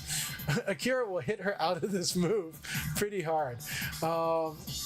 Change the dude, jab is gonna beat this. Heavyweight character can jab her out of this move. Anyone except lightweight characters can no. Any medium weight and heavyweight characters can jab her out of this move. And then change the recovery on hit from +4 to +14 frames against Taka. Okay. I'm not going to comment too much on versus Taka changes. Just know that they have a design intention with Taka, and we're seeing it in play on both the other characters as well as Taka. And so we're going to have to picture the Taka players, XTN, Shidosha, and Bushido. They're going to tell you how they feel about these changes. But I think XTN was okay, but it sounded like XTN was ready to play Lao and Shun. So that's probably I think that's his response. I think that's their response to Taka. 66K plus G, delayed the progression on hit by 5 frames. Okay, so the execution is slower. Pi Pi looks like she's getting weak in long range. I don't know. It means like maybe she needs to approach it with more more recovery hitting, and she needs to be more careful long range. But it looks like they're adjusting her long range game. And I think Havoc was talking about that Sega has totally targeted the Shuopun style of playing Pi. Maybe that is it. I don't know. Okay, 6-6 PK, increase hit stun by 2 frames. That's interesting. Reduce launch height on hit. Okay. Very interesting move. Very interesting change to this move. We'll see how it plays out, but it does mean she can combo less from this move. But she is probably still able to delay, and it does have increased hit stun. That impacts quite a lot. Koshutai, opponent behind kick. Change the recovery on guard for minus. This is good. This is a launcher that is really fast and that she can mess with you when she's back turned. So it makes approaching her when she's back turned very scary. At least this is guard punishable. That's a good change. Okay, remove the stagger effect from back turn P plus K. And also adjusted the crouch hit. And then crouch hit is +6. Okay, very cool. Fair. Increase post-throw recovery by 6 frames on neutral throw. Interesting. Shorten the victim's recovery by 9 frames. Okay, interesting. So the post-throw recovery, she cannot Okizeme from neutral throw as well, and the opponent can get up faster. Alright. That's neutral. I guess neutral throw is going to be feeling this type. Maybe neutral throw is going to feel this for a lot of characters. Ensei Shote 6-6 P plus G throw, low throw. Remove the stagger effect of course, but it's now +26. Oh boy. So +26, can't do offensive move I don't think, but you can do launcher and do your favorite combo. So she's gonna go straight to doing combos with this low throw. Don't get low thrown by this. This is a good straightforward change, but this is a big buff to her low throw game. This honestly is a huge buff to her low throw game. So yeah. So, okay, Lao P4P. This is where he punches and turns around. Post-hit progression is now 3 frames faster. Change the recovery on normal hit from -2 to +1. So this is, Lao's going to have more, he's already has this turnaround game. This game is actually a pretty effective tool for his runaway. So chicken style Lao, which you can see Wasakon play as, uses this move a lot. And this is actually a consequential change. So this is going to be good for Lao, and you'll probably see more Laos using their back turn game, but also running away even better. P4PP, this is where he does the Hadouken follow-up after that. And so the follow-up timing has been made 1 frame faster. So this, generally it's good. If they do like, okay, so if they evade the first, this also affects other stuffs. This also affects 4P plus K, P, 4P. This affects from crouch 3P, P, 4P. This affects like a whole line of play. And this line of play, the 4P plus KP, 4P, where he rushes at you with like a knife and then punches and then turns around with a hit with an upper. When he did that, this 4P was a good thing to do against people that like to sidestep. Making it 1 frame faster is actually, might be a nerf to that, because it's less likely they're going to get hit for sidestepping, even the initial 4P plus K. We'll see how this plays out, but this might alter something like that. We'll see. So change the recovery on normal hit from -1 to +1. So his 6PP game, if he does hit you on this, is going to set up like the crazy game, and that's not Lao's favorite game, but it is a game. So this will be interesting and makes it more like, it just skews it a little more to Lao's favor, but less likely that he's always going to go for a crush low punch here. Okay, that's fine. 4PK extended the input window by 6 frames. So maybe you can delay this more. I think this means you can delay this more. This is already pretty delayable. And this is already, okay, so L-Blaze has a better version of this move by itself, the 4PK itself, because he sets up rocket discharge with a move like this. But 4PK is linear, but being able to delay it by 6 frames would be really cool. I think that's actually pretty cool. I think that's actually very cool. I'm looking forward to this change for Lao, but I think this will be very annoying, and this will also make the opponent want to just crush low punch or crush the 4P instead of duck the 4P and then kind of do whatever. But they can still guard, they can still do whatever, but now he's really got a longer window of delay ability, I think, if I'm reading this correctly. 4PKP, this is the knockdown. He can delay this even more, and I do love knocking down like opponents that like to hit buttons like myself. I like to use this sequence to knock him down in combo. So this, he has got a real, if I'm reading it correctly, he's got a real delayable game on this. I already used this move a bit. It's hard to use, but I love it. It's a lot of fun to use. But because it starts with the high, it's one of those that's a little harder to start at, but eventually you find the moment where you can use this against opponents. Okay, standing palm, extended the total recovery by 1 frame. More evade punishable, that's a good thing. Standing palms honestly should be a little more evadable than they are. They really should. I think this is good. Yeah. And then change the recovery, so this is -6. Of course, we didn't see this with Akira, so Akira is still probably plus whatever, but Lao's standing palm is a really good move. I have no complaints. I think this is fair. I think this is very fair. This encourages the opponent want to duck, and if the opponent is ducking against Lao, then at least Lao's got something to play with there too. So I think this is a very fair change. More evade punishable, and it's like he's in Nitaku if they block it. Okay. This is his charge attack. P plus K. This is a fun move. But now, okay, induce the move to induce a side crumple on side hits. Yes, I like this. The fast one is now going to side crumple on side hit. I love that change. I love that for Lao. Do I think it's necessary? Well, maybe not, but I think it's awesome. So, yay, side crumple. Here's a new crumple. Okay. This is a buffed Lao. Removed the stagger effect, updated the guard effect when doing the max charge so that advantage on guard break is plus 14. That's fair. That's fair. I don't like it as much, but at least he can 6 PP. If 6 PP is guaranteed on normal hit, then he's like +2, +1. That's pretty cool. So then that creates this interesting game with that too. So that's interesting. But most likely he's gonna do 6 PP probably. We'll see. To keep the game fresh, to train the staff that's going to be, this balance staff might become part of the balance staff for VF6. Who knows? But I do think it's good for them to build the ecosystem for balance changes, and but to be honest, they've always said VF Legacy and Virtua Fighter 6 are separate.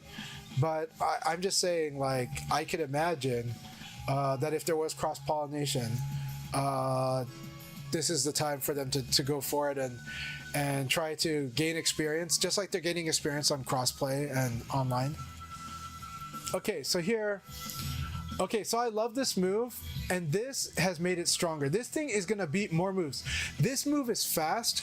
Lao hops in the air and hell stabs the crap out of people, knocking them down, and can combo. This is a cool change for Lao. This is a buff. This is a buff, and it will out prioritize a lot more moves, but it will not beat rising attack. It will trade with rising attack. Okay, it will beat low rising attack. It will beat low rising attack, but it will trade on mid rising attack. Okay, so Koen Senshi, 66K plus G, changed hit recovery from... This is fair against Taka Arashi. This move is really good against Taka, but mostly as a combo portion, but this is a good change. Taka's happy, and it doesn't give him the 4P plus K, it just gives him like certain other options. Like, yeah. 8K plus GK, of course, we changed the stagger, we're now +8. So if he like crushes low punch, we'll see what that does, but allowing follow-up attacks. So I think this is cool. This is more stable, and so this makes this a much better, this makes it a way better low attack crush. I actually like 1P plus K to beat low punch itself, but I like using this against sweep and against other things. This has now effectively buffed his anti-low game. He can react, because this move he can do on reaction. This move, if you see a slow low coming, you could just do this move. So now he can do this into a follow-up. Very strong. This is very strong. but it was already strong as a stagger, but the stagger was not like the greatest. But I see this as generally this is good for him. It makes more beginner LoL players know exactly what to do. Higher levels, it just makes them kind of think about what, but they've already been like, well, I think I'll do this, but the stagger's not the biggest deal. But I'll just hit them really quick and knock them down fast. Because when you hit somebody from stagger, they knock down fast. You actually get less, right? This is like higher damage potential. When you take away the stagger, you kind of actually increase the damage potential. But yeah, that's drawing straws. Okay. This move is an interesting move in itself and has cool uses, but has limited use, and looks like they are increasing its use against Taka. So he does this into bam, and it has interesting places where it can be used. So this change is interesting, but yeah, Taka might hate it on hit. From Koke Kick. Okay, Koke Kick is his back flip kick. Extended total, it's even more punishable. It was already super evade punishable and guard punishable probably, but this is even more so. So now he's minus 16 frames. So now he gets really punished for doing this. This is fair because minus 14 is a little generous to him.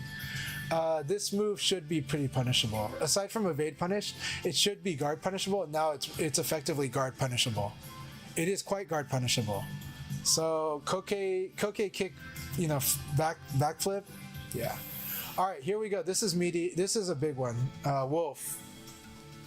I'm not good on covering Wolf. Somebody else will do that, but we'll try to make this fast. Punch 6 PP. The launch trajectory has been adjusted. Okay, we'll see how that plays out. Screw hook punch, change the recovery on guard from -5 to -8. I like this. I don't like him fuzzy guard, but change so that normal hit can hit consecutively. This is a good change. This is a buff. It was very, like, for beginners, this is quite a buff too. Vertical smash from crouch 3P, changed the type of stagger. Okay, it still staggers. This is a big deal. And the stagger getting hurt, we're gonna see what this means. We don't know if this is better or worse. Tomahawk chop, this is interesting. No longer causes knockdown on stagger hit. I'm pretty happy about that. I think I'm happy with this one if it's what I think it is, but I don't know for sure. Normally I hated this move, but in Revo. So maybe they took that out. Maybe they took the part I hated out. What did people say on that? So Ido Lago says, if I understood, not all the staggers are gone. Yeah, there's still staggers. I think we still have wall stagger, and I think Wolf, we've seen now that Wolf has a stagger. We see Lao has a side stagger with P plus K, with charge tech. So we will see what this means. The stagger's still in place. It's just, so here's the thing. You know how I said earlier, stagger break is situational awareness, technique, timing. Well, we can look at these changes as they have narrowed the situations to where stagger's happening. So the player has more situational awareness for where stagger may occur because there's less of it to keep track of, less of it to worry about. That's a silver lining. I still like stagger quite a bit, and I like the amount it was in, but we still got some, and people are going to challenge on it, and it's an intentional part of the game. Maybe it becomes the heavyweights game. Maybe it's the heavy middleweight and the heavyweight characters game. Okay, so here we go. Extended postal recovery by 13 frames on the 4K plus G hit throw. Okay, this is, so this does mean that the opponent waking up, like this reduces the Okizeme that Wolf has. Rolling Savant, 6K plus G, remove the stagger effect, change the hit effect, +8. This is a fine change. I mean, this is the normal change that we expect. He gets Nitaku. Yay. Okay. He gets Nitaku, but thank you, Cloudflare. I still like this view, so we're going with this. Okay. So 6K plus G, we do expect this +8 on some staggers. We think the heavier staggers should be. I think the heavier staggers will turn into +8. The weaker staggers turn to +6, and so this is something I've always said about stagger versus Nitaku. Nitaku is a knowledge-based mix-up. You know that you're in that mix-up because you know the frames. There's no visible sign for it. Stagger is a skill-based mix-up. because you have to skillfully challenge that mix-up, and you may turn it into a different mix-up if you can break that stagger. But it's like the first gateway of that mix-up, but it's not like, but it doesn't fully gatekeep, because in general stagger stuff doesn't fully break the game. They're, one, they can be hard to land like a max charge. Two, they're situational. Three, the consequences are not as dire usually. If they were easy to do, they usually were not like ridiculously hard or like damaging. So right now we're replacing skill-based mix-up with knowledge-based mix-up, which is what we already have. It's just more Nitaku, right? And the Nitaku range is +6 through +9. So yeah. And why do we say +9 and not +10? Well, +10 is like a guaranteed throw. And why +8 for Wolf? Because +9 is a guaranteed throw for Wolf, right? And the guaranteed throw is not a decision anymore, but a guess is a decision. So Nitaku is decisions, right? But for some people, guaranteed, for a lot of players, guaranteed is not a decision. So yeah. I sometimes like to do decisions because I like to see what they're doing, and I like to be greedy because I think this game lets you be greedy. But that's me. All right. So running shoulder attack, 4-6P, remove the stagger effect, but it's now +8. Okay.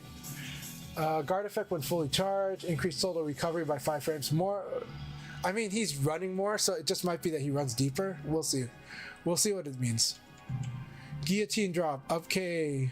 Extended recovery on down hit, attack hit by 6 frames. Okay, so that's good. So it depends on, so his pounce is got greater consequence to it. If he's got much greater consequence for doing his pounce. There are reasons for the opponent not to wake up against Wolf, right? He's got ground throw, some Okizeme, and so sometimes pounce is reasonable to go for. Extended recovery, yeah, okay. Piercing elbow. This one is really cool. This is like, I think it's the upward elbow. Can't remember, but shorten the active duration by 2 frames. Okay. Less evade punishable. It doesn't, we don't know the frames. The frames we assume are the same, but it's probably less evade punishable, and that is fine for a very fast attack. Push. Change the recovery after throw break from -3, -6. So he's in more of a serious, real situation. He can't really fuzzy guard after somebody breaks the catch, and that's across the board. So these are interesting changes to Wolf. I like them. I think, again, we have to look at Wolf changes in the context that evade cancel has been changed, and I assume evade cancel has gotten nerfed, and because I assume it's gotten nerfed, Wolf has got a stronger place. And then conservative changes like this is good for Wolf if that's true, because Wolf is a character that's hard to balance. I think he's hard to balance. If you buff him quite a bit, he will be like ridiculously strong. I think in the hands of skilled player, Wolf is already really strong. It's just that he has to guess quite a lot. And he still is going to have to guess quite a lot with this. But he has better, but his guessing is better here. It's more advantageous. And so this is, I think, a straight buff because of the evade cancel changes. Yeah, well, Jeffrey is going to be very interesting, but I think Jeffrey is also hard. Jeffrey's a tricky design. The Final Showdown tricky design, or Jeffrey design, I'm sorry. The Final Showdown Jeffrey design is like, is that he's a more technical character that like reverses situations in crude ways, you know? And then he can also apply pressure in interesting ways with his strings and stuff. Let's see what they did. I cannot comment much on Jeffrey. I would love, Adam used to stream, I would love Adam to do a stream talking, Adam, please do a stream talking about the Jeffrey changes. I want to hear it. I really want to hear, I want to hear Jeffrey. Who wants to hear Adam's thoughts about every one of these changes? I want to hear it. Adam is very eloquent when you talk about things like this. And he's got a nice tone like I do. He's got a nice speaking tone. Mine is more rough. His is smooth. Adam is smooth in every way. So he's now married. Sorry, lady, he's married now. Or who knows? But you know, but that guy is smooth. So, anyways, but Adam is also a good speaker, you know. But yeah, please, Adam, bother Adam for us. I want him to do a stream about the patch updates. I want to hear what he thinks. He always has good thoughts. He always has good thoughts. Like every time I've talked about VF changes, and look, he is agreeable, but and so the first agreeable thing might not be exactly what he's thinking, but he's relating, and then he's going to get you to where he's thinking with the insight that you gave on your feedback. So yes, he's agreeable, kind of like me, but you are going to get to what he really thinks about it but he's also processing what your feedback is. He's fantastic. If you like my verbal content, I cannot imagine that you would not like Adam's verbal content. We both speak very thoughtfully on these types of things, and we think a lot about it. Whether we know all the details may be a different story, but we think a lot about from what we know. And we try to process it, and I think we both even illustrate, actually. So yeah. That said, he seems to really like my ability to do social communication. So, but he's very polite. Period. So you don't have to worry about social communication.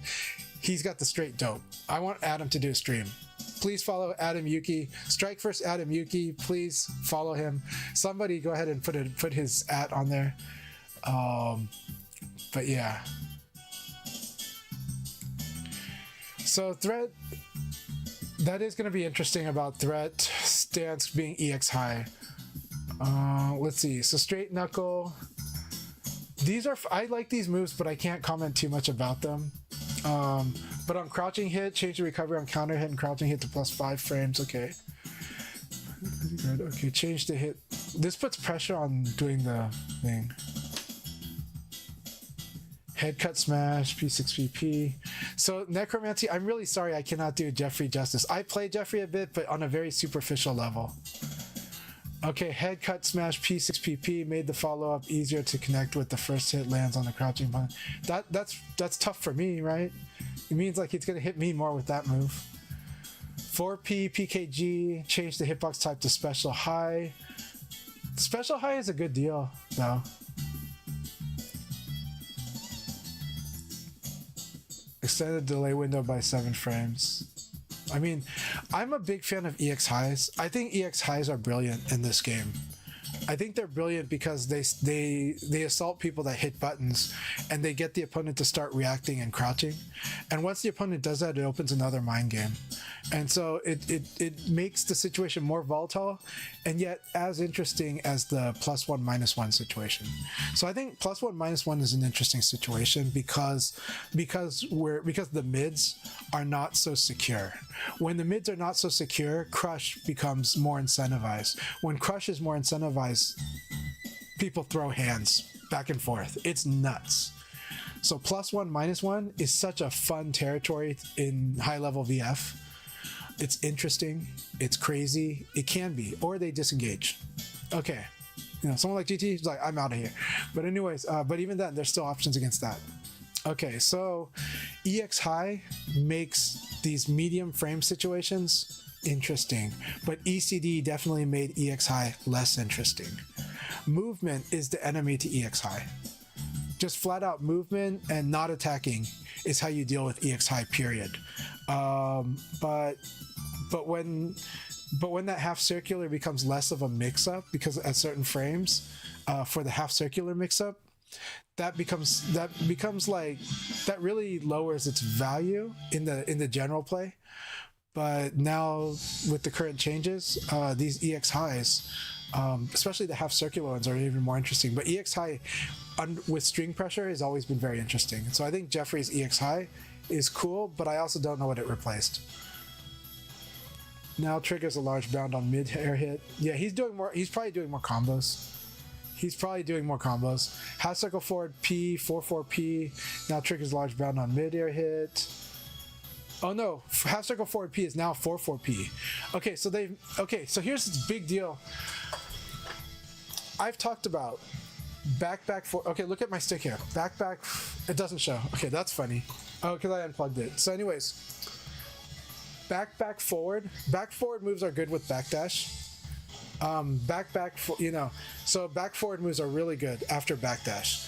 and they're kind of designed that way. Half circle forward is also that way. Back, half circle forward. Attack is, but this is not intuitive for some people. So now they're doing back punch. So now you can I'm betting you can do back and hold back and then press punch. So because you're canceling the dash, I'm willing to bet that you can do that with this move. Because otherwise otherwise it would be a nerf. With Leon, it was a kind of a buff that they changed his forward into a half circle forward. But in this case, a half circle forward is changing to a back. I hope that he can just do back and cancel it by holding back and press punch. But then some beginners might hate that because then he's not doing some of the other stuff that he might otherwise do. We'll see. We'll see what that really means. But I'd like to believe it's like this. Like, that's like, right? I'd like to believe that. We'll see. But Jeff is, from overall, a lot of people believe Jeff is buff.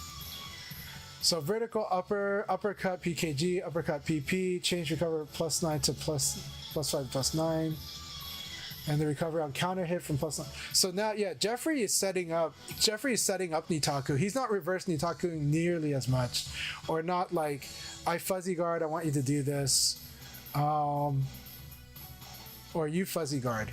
He's not anti fuzzy guard as much. Yeah, they've made him a lot more straightforward, it looks like.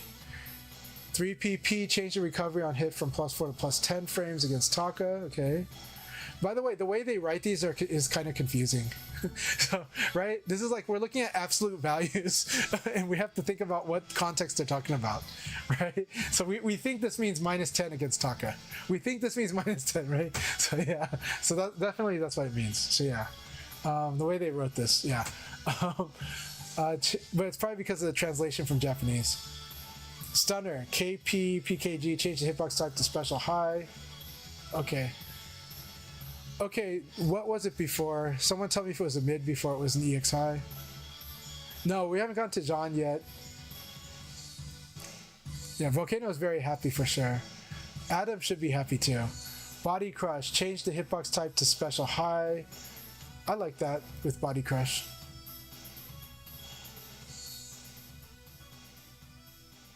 I think it's going to be the year of heavies. I think Jeffrey and Wolf are going to be strong this patch. That was a prediction I had, by the way. And that's because they felt like the short end of the stick, like through all of Final Showdown and Revo, to the players.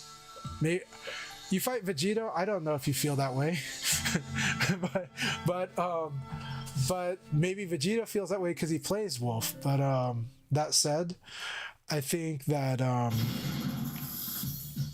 I was expecting that Wolf and Jeffrey would be stronger after this patch, just simply because the feeling has always been that they were never top of the meta throughout this whole era, through 2 eras now. The Final Showdown EVO, era, but also the Revo era. So now in this World Stage era, we'll call it, I guess. Final release World Stage. No, World Stage Season 2. I think Wolf and Jeffrey are going to be stronger. And I think that's a good change. I mean, I wanted them to be played more, to be honest.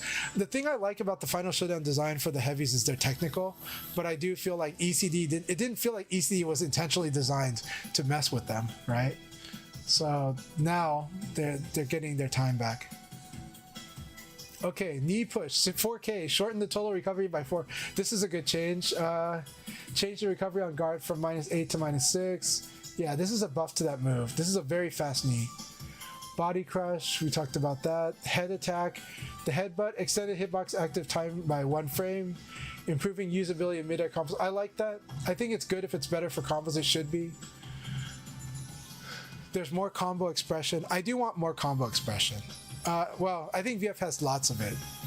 One of the reasons beginners get confused in this game when they see the combos is probably because there is actually a lot of combo expression. They're not seeing the same combos all the time, so maybe they sometimes wonder if they need to learn like 1,000 combos when they only need to learn like 10, so or 5. But yeah.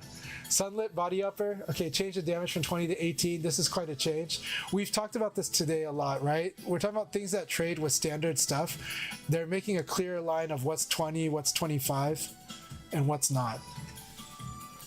Heal drop, remove the stagger effect, but it's +15 to +17. No, on break opponent's guard +13.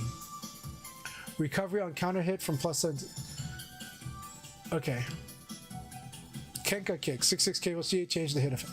We'll see what that means. The crouching low, change the recovery on counter hit from +6 to +8. Okay, that's big. He's doing bigger stuff. He's going bigger when he counter hits you with this. You're probably standing, so it's probably normal Nitaku against you. Hellclaw. Available again. Okay, yay. Chokeslam available again. Yay. We love having moves come back. Threat stance, change the hitbox type to special high. Okay, yeah. Special high is better than high. I do. Okay, this is what they're talking about. I do like threat stance being special high. Now, I think it being not special high was liability. It meant opponents should just low punch mash. And I think special threat means they should master crouching and punishing. This does mean that it's harder at intermediate play. This is harder at intermediate play. Yeah, because at developing level play, people are just going to guard longer. But then you're going to learn that you should duck and punish, that you should crouch dash. And this is going to encourage you to do that in these spots and gamble. But it is a gamble against Jeffrey. So I think this change to threat stance is a good change to me. I think, look, I'm the guy who likes to hit buttons, and I'm saying it, but I also am the guy who's able to duck and punish more than I used to. And I like duck and punish. So we'll see what this ultimately means. We'll see what they can do when they duck and punish. Because duck and punish doesn't mean you low punch interrupt. It means you duck the high and you immediately attack, and hit and get score guaranteed attack.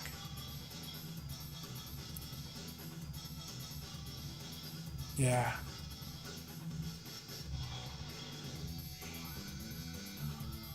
Yeah, don't mess with his tornado punches. But Jeffrey is going to be strong. Here's the thing. At the end of next week, we might hear Jeffrey's busted. I wouldn't believe that he's busted. But people are going to have to learn to deal with Jeffrey's game like this. Players like RJ are going to have so much fun exploring the routes, especially with an EX high threat stance. So yeah, this is going to be fun. This is fun for the Jeffrey players, and let's let them have that, and let's see where it goes. And last year they showed that they will probably do an emergency patch if it's needed. So I would not be surprised if we saw an emergency patch a month and a half, like 6 weeks later. Okay, Kage. PP1 PK rig. I'm gonna change. This is like the fadeaway thing. Adjusted the launch trajectory. That's good. Adjusted launch trajectory of 4 PK. That's good. Well, we don't know what that means. P plus K. Change the recovery on guard from -4 to -6. So he's +6. Okay. Okay. Wait, is he really -4? Just that he's spaced out -4, right? Okay. That's fine. I'm happy with that if that's -6 on him. Hagakure, Ryu, and Suzuki. So Dragon Punch, change the hit effect, increase hit recovery by 4 frames. Okay, but our question is it easier? Is it going to be easier to do his just frame Dragon Punches? Doesn't look like it. But he's going to be in more trouble after it, or like he's in less advantageous situation after it. Okay, that's fine. I think there's a just to Kemi there. There's a just frame tech roll if he gets the kick down. I can't remember. All right. 1P plus K is a really big move. Increase total recovery by 4 frames. So it's more evade punishable. It is an evasive move. This move slides under a lot of stuff. So change the recovery on guard from -2 to -6. Good. Change the recovery on hit from +13 to +12. Good. Okay. I like it. I like that change. Now, Kage is considered by many players to be one of the best currently. Some of the players think Kage is the best character in the game right now. That said, he is also super sensitive to timing. Let's see. 6K plus G, change the second hit's damage from 20 to 10. Woo, big change. I like this. He's gonna lose neutral. Like he could lose neutral of this. So this is like similar to what happened with Pai's long range attack. Set the recovery on hit to +10 frames, and the recovery on counter hit to +15 frames against Taka. Okay, that's cool. Okay, this weird move where he rolls forward and kicks up in the air. Remove the stagger effect. It's now plus 15, so it's like a guard break on charge, right? Guard break, okay. Increase total recovery by 4 frames. No, he's guard punishable. What about max charge? Extended the number of cancelable frames to 14 frames. Made the transition back to the neutral state faster when performing a charge. Okay, so this will be kind of cool. I want to see what this looks like when they're canceling faster with this. I want to see what that looks like. I don't have much verdict on this. That's it. I think Live for Eve is in the chat, so please say all your thoughts on Kage if you are. Live for Eve, Live Forever, please say everything you want to say about Kage in this chat. I want people to hear it, and people. Live Forever is an amazing Kage player. So is Koen Raku. Volcano Shed as well. We've got lots of awesome Kage players. It's gonna be interesting. Now that said, they might not feel that Kage is the best character in the game, but a lot of Japanese that I talk to put Kage at the top. At least that was in October. Okay, so she removed the stagger effect, change right, plus 15. We need this. -5 to -10. Okay, yep. So a lot of these are straightforward changes we expect. However, we did see that the forward flip, the really fast cartwheel forward has been nerfed. It's nerfed in the sense that somebody could jab it, could jab it out of the air, or trade if it. But lightweight characters can't, like 11 frame jab cannot do it though. 11 frame jab cannot do it, but they would probably just hit him with kick. They would just like Leon would just kick KK that, and Sarah could just KP that, but she could also jab it because she's got like an 11 frame jab. She's got 10 frame jab, 10 attack, 10 damage jab. Excuse me, I'm sorry I confused everyone now. All right, Sarah, here we go.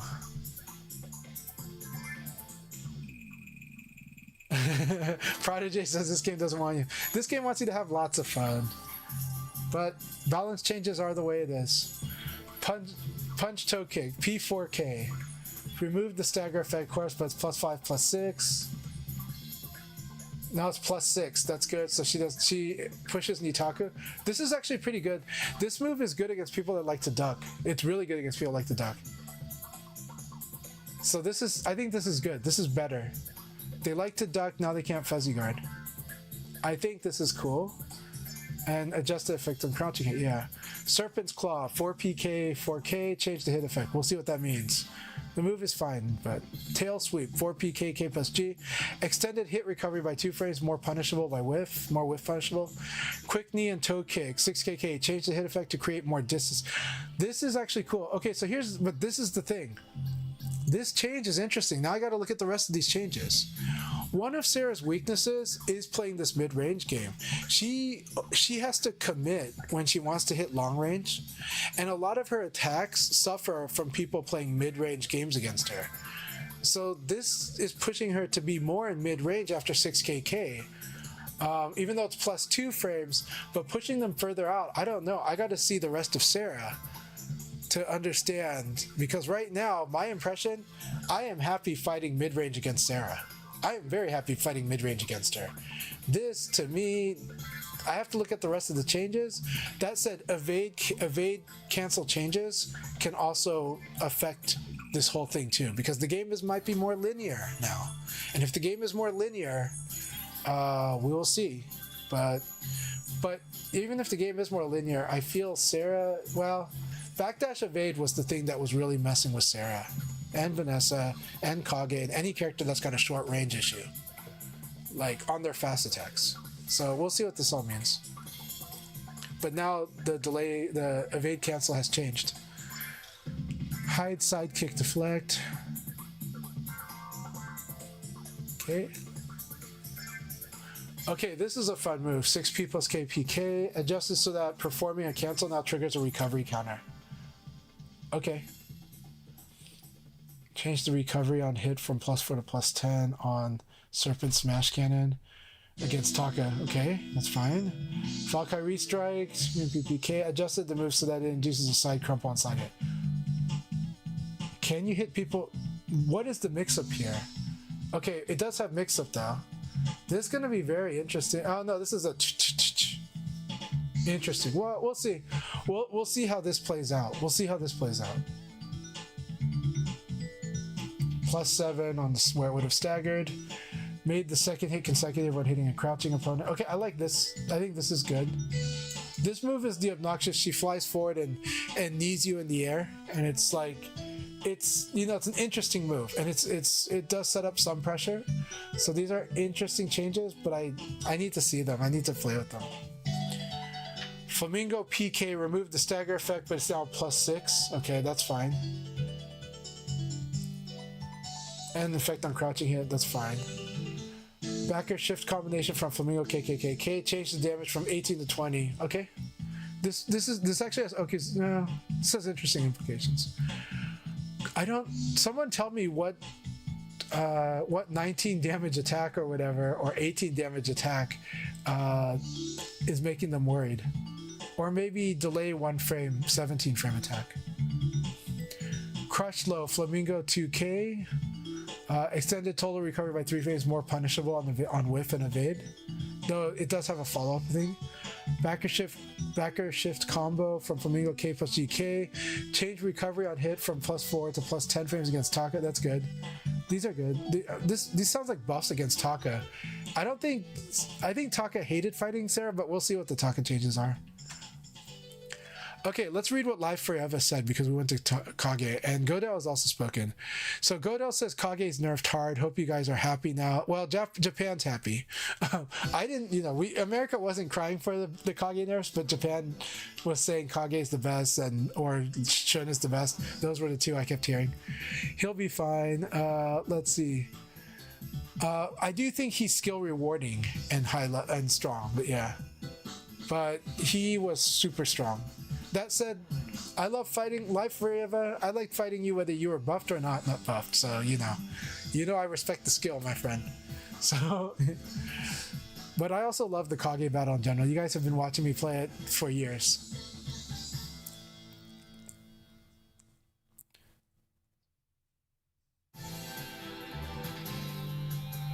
Yeah.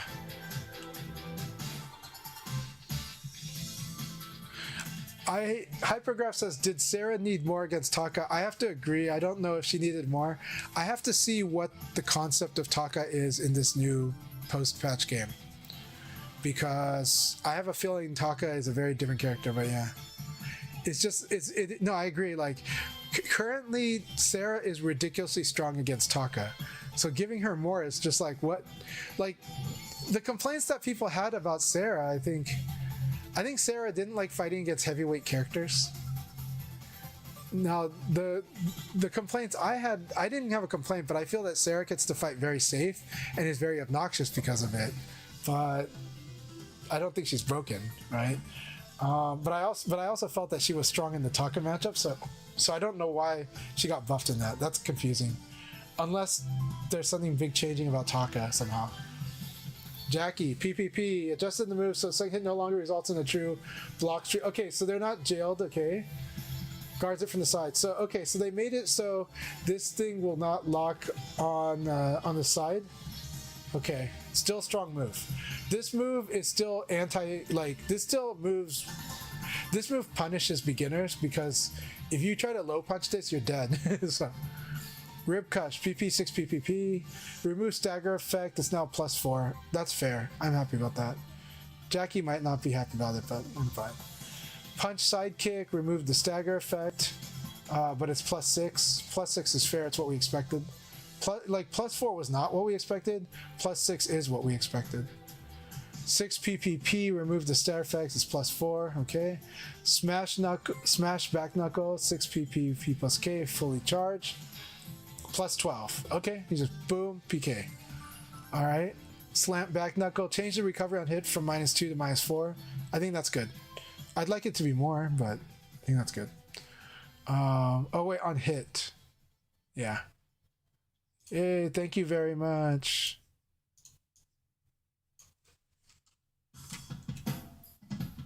Oh my god, look at that. Okay, there we go. Thank you, Cloudflare. Okay. So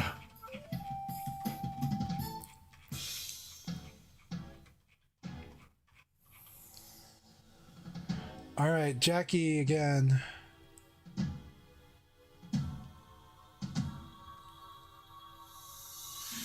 P plus K. K changed the damage from 25 to 20. Okay. This is a good change. This is good. This is good. This thing will not beat Rising Attack. This thing will it will trade with Rising Attack. It's an EX high. It's an EX high. You can still duck it, but the Beat Knuckle Kick now is like not just flat out winning against certain attacks. Akira can like compound this thing. The Build G. This one everyone knows talking about. So now this is a 15 frame instead of a 14 frame, extended total recovery by 5 frames. Yeah, this is this move got nerfed. Okay. Simple as that. This move got nerfed.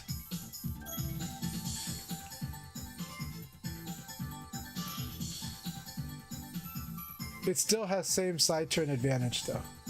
Dragon combination delayed the postcard situation by 2 frames. Removed the stagger effect. Okay. Leon. Okay. All right. What do you guys think about Jackie changes? Socrates says Taka players are all going to become Jeffrey players. Maybe. Sega said all my homies hate Taka. It's true. So actually, let's bring that up. When I talked to Homestay Akira in October, this is like what the consensus was about hated characters, right? Because I asked them like, how much do Japanese players hate Leon? Because in the West, a lot of people hate Leon, right? Because he's annoying. And they're like, they really hate Leon, but not as much as Shun and Taka. I was like, okay. So the hated characters was basically Taka's number 1, Shun is number 2, and Leon is number 3. So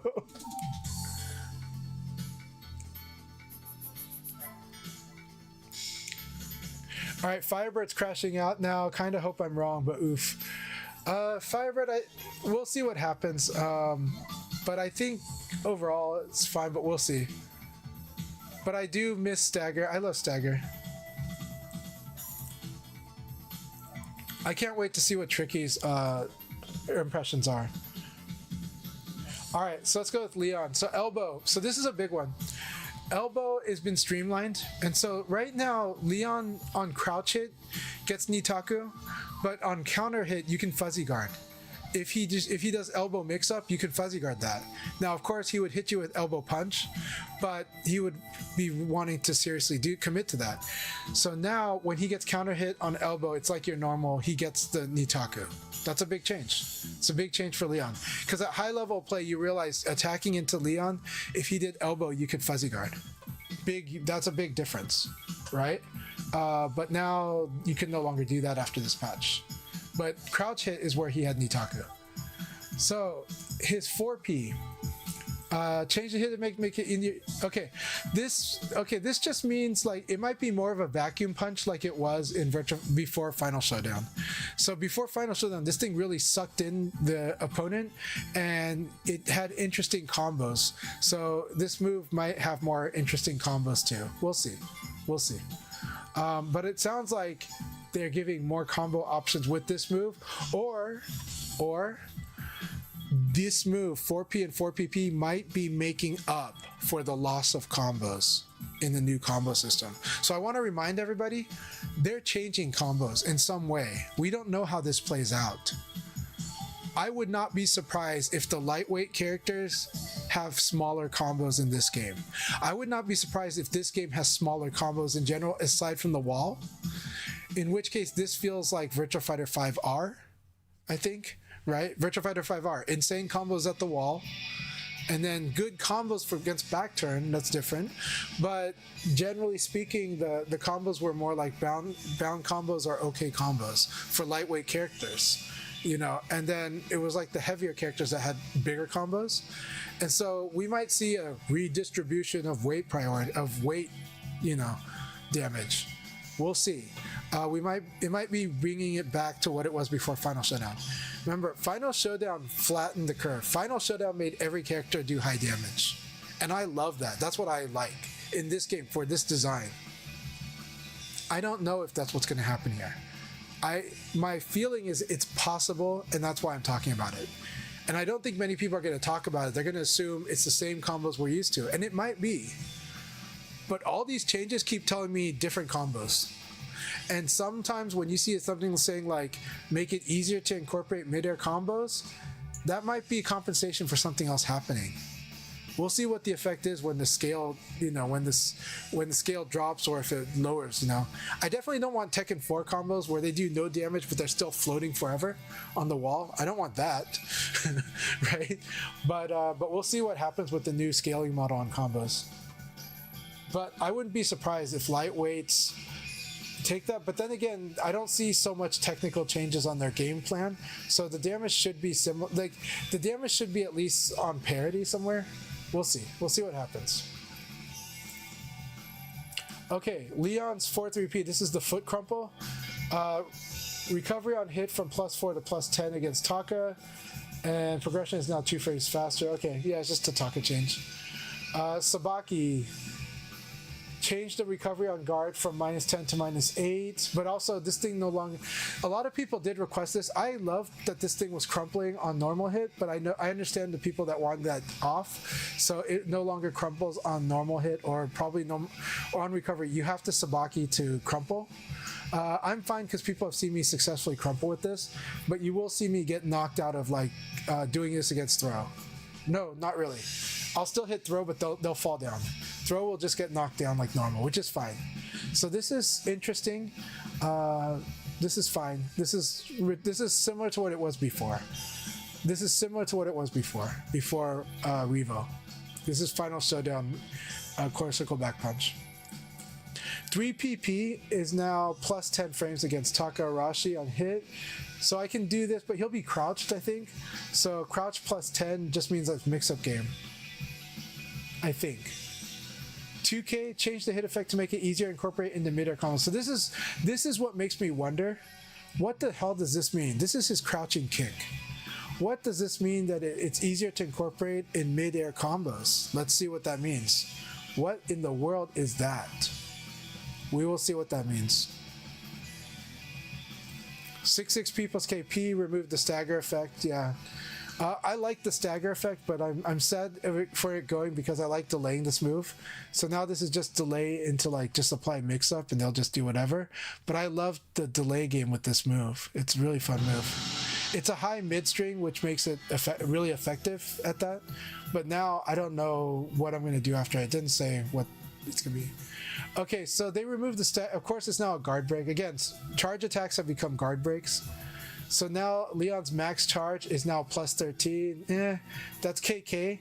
And you're not going to really land this on the side. Like, it's impossible. You're not going to land side. They can't guard side. So because of that, it's +13. But you just want to hit with this more. And the +13 on max charge is fine. It's just KK. But I liked 8P plus K and other stuff. So it's not real. Like KK is good. If KK is actually we'll see the spacing. If KK is actually guaranteed, that's a buff on damage actually. That's a buff on damage. What am I thinking? So 4-6P plus KPP removed the stagger effect. I am sad about that because this move is actually really scary to do because of how punishable it is and evade punishable it is. But it's fun to do because of the crumple. But now there's no stagger, but at least it crumples. So crouch, you can crouch this, I guess. We'll see. It's a mid. Please tell me what it does when I hit with it. Anyways, Hansui 3P plus K extended total frames by 7 frames. Changed the recovery on guard. So this is just gonna be like the normal hit, by the way. It means that the normal hit's gonna be the crouch hit's gonna be the normal hit. Okay, extended total recovery by 7 frames. So this is more whiff punishable. I don't like that. Okay, change the recovery on guard from -2 to -6. Okay, change the damage from 16 to 12. Really? Change the recovery on hit. Okay, so this is a buff from the side because 4-4K is easier to confirm on counter hit. Okay, this move is already easy for me to confirm on counter hit. So this is not a buff for me.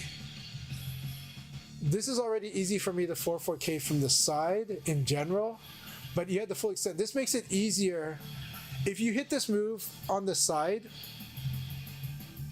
if you hit this move from the side, it's easier to 4-4K. That's a big difference. Because you don't have to go like pre-buffer, like really mash it in. you can just do that. So this is a buff for hitting this on the side. This is a nerf in terms of it's more evade punishable. He's in Nitaku if they actually high block this. They should duck and punish it though, but it's hard to duck and punish. But the recovery frame is having more stuff. It's more duck punishable. So this is more whiff punishable, more evade punishable, more duck punishable. And on guard, he's in Nitaku.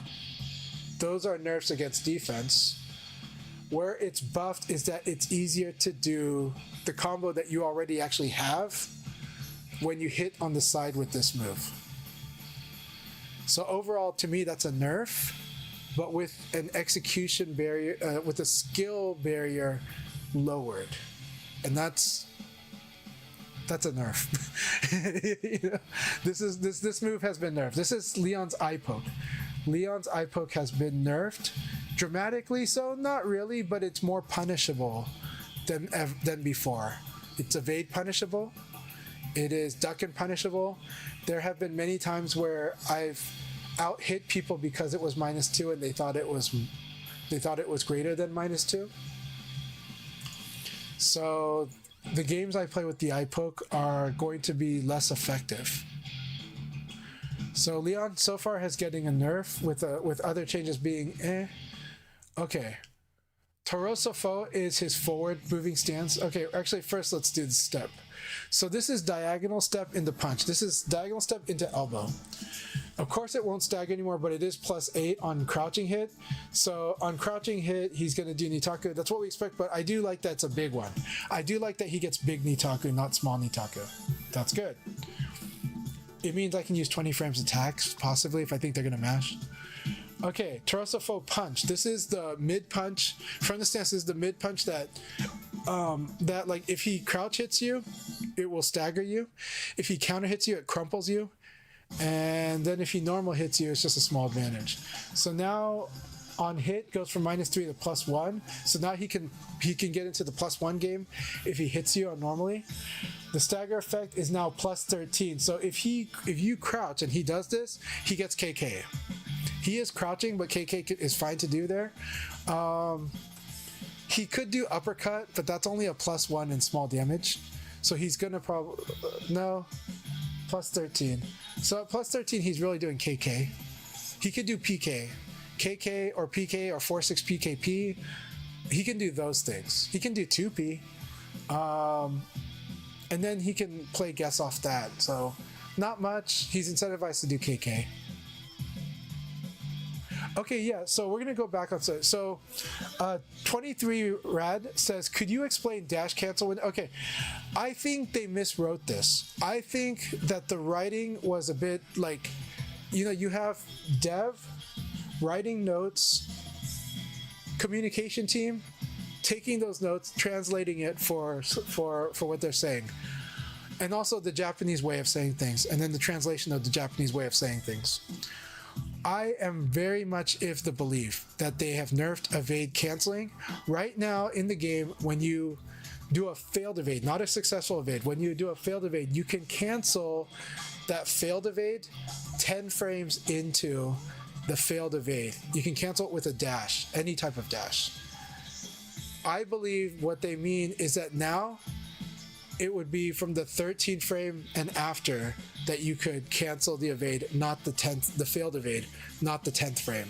This means that evade crouch dash was a powerful technique that would like could evade on a successful evade, but against a failed evade could duck a high, a circular high, if it was slow enough, which almost every full circular high was, and some half circulars were, and it could still, get in time to stand and guard.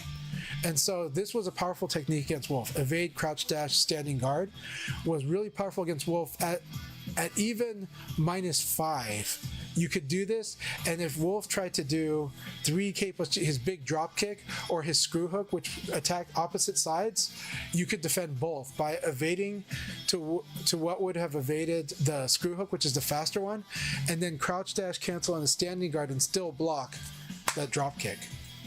You can't do that at -5 anymore. It looks like you'd have to do that at -2, in which case that's not the game he'd probably be playing anyways. He'd probably be threatening a more timing-based game at +2 for him. Yeah. So basically, I would just say that I think it's just a mistranslation and a misreading of it. I think it's just basically but yeah, or Bugal, what Bugal said is probably correct. That they extended the window where you can't cancel an evade. That's probably the exact thing. Anyways, it gets confusing, but I hope this means that evade cancel got nerfed. Not horribly so, but enough to where half circulars are more impactful. Full circulars can be more impactful. And the evade decision is being correct and precise with your evade decision is gonna be a little bit more important if you choose to evade. But evading is still very powerful. You still get huge evade punish. It's just that evade cancel has been nerfed. And I think that's a good welcome change, to be honest. Yeah. So let's see here. All right, so Terosopho 6P. This is where Leon does spinning punches and gets like a force side chain game that's really powerful. They have lowered this from +7 to +6. This is quite a change. This is an important change for Leon's side turn game. This does give Leon's side turn game is still powerful, but it's less oppressive because of this change. This change means that the PKP is no longer. It's still good, but this change is good. All right. So change the hit effect from his. Okay, so this is when he does the fall back stance into kick, where he does his upper kick. Most people have not seen this move much, but now the recovery on hit is +16 frames. So yeah, so this move is gonna set up some good stuff. I like it. That +16 is huge. This is really scary at the wall, especially when the mix is a low mid. So it's gonna encourage them to evade if they see the stance change. But if they evade, he actually has another option. So this change possibly makes this Leon's back stance more powerful in the corner when the opponent's cornered. This might make Leon's back stance change more powerful if the opponent is against the corner. And it's interesting in the neutral, but in the corner, that's pretty. I can see this being pretty terrifying. I think that's cool. That's one buff where he's been getting these nerfs everywhere else. From the back stance into the 9P plus K, change the damage from 16 to 8. This is good because this will beat out more attacks, more of the faster poke attacks. I welcome this change, and this move is a fun move to do. It does combo on hit, and it does hop up in the air, but it's a hard move to set up. And it's fun, so I like this change. It's a buff. It's not like, is it monumental? No, but it means the move is better. Okay, Pounce extended the hit recovery by 2 frames, so he's going to recover longer though. Or no, hits the hit recovery. So maybe maybe Leon has better Okizeme after Pounce. That'll be interesting. I am curious about the role of Pounce. Okay, let's talk about that. We know that Ukemi is going to be easier to input with one button and a direction, but we know the timing has been adjusted, so it should be easier. So now the Okizeme game maybe the Okizeme game has more pressure, or it happens more. So now people have incentive to stay down. And because of that, maybe they're buffing some of the pounces. Though I think with the Wolf Pounce, it sounded like they made it worse. But in the case of Leon's Pounce, it looks like they're making it better. I think that's what it says. Okay, Leon stagger throw. Remove the stagger effect is now +15. So Leon can do +15. He can buffer this in the 4-4K. This is a buff. Right now, Leon could get like rushing uppercut. If 4-4K reaches, Leon gets 4-4K. If not, though, he would get the uppercut, which he already does. But they did lower the damage. Do you feel So now that said, this stagger does take away this throw's use at the wall. At the wall, this does lead to a damage conversion, but not threatening a damage combo against people that cannot break the stagger. This throw was, the thing is, was that you were supposed to just escape forward throw, period. If you're near the wall against Leon, you escape forward throw. That's my suggestion to you. Don't try to outguess the throw. Deny the forward throw when you're anywhere near the ring out or the wall. And then this is not a problem for you. Then you don't have to worry about the stagger. That said, right now, this is just straight up, he just does uppercut if he does this throw. Straightforward. If he's close enough, maybe he can do 4-4K. We will see, but I would imagine he's still far enough away that it has to be rushing uppercut, which is not much damage. Bokuho. Okay, so this is his catch throw, and the vulnerable hitbox during throw whiff is bigger, so he is more punishable when he does this, and change the total recovery from 51 to 54 frames. Yeah, so this catch throw is more punishable now. On reaction even.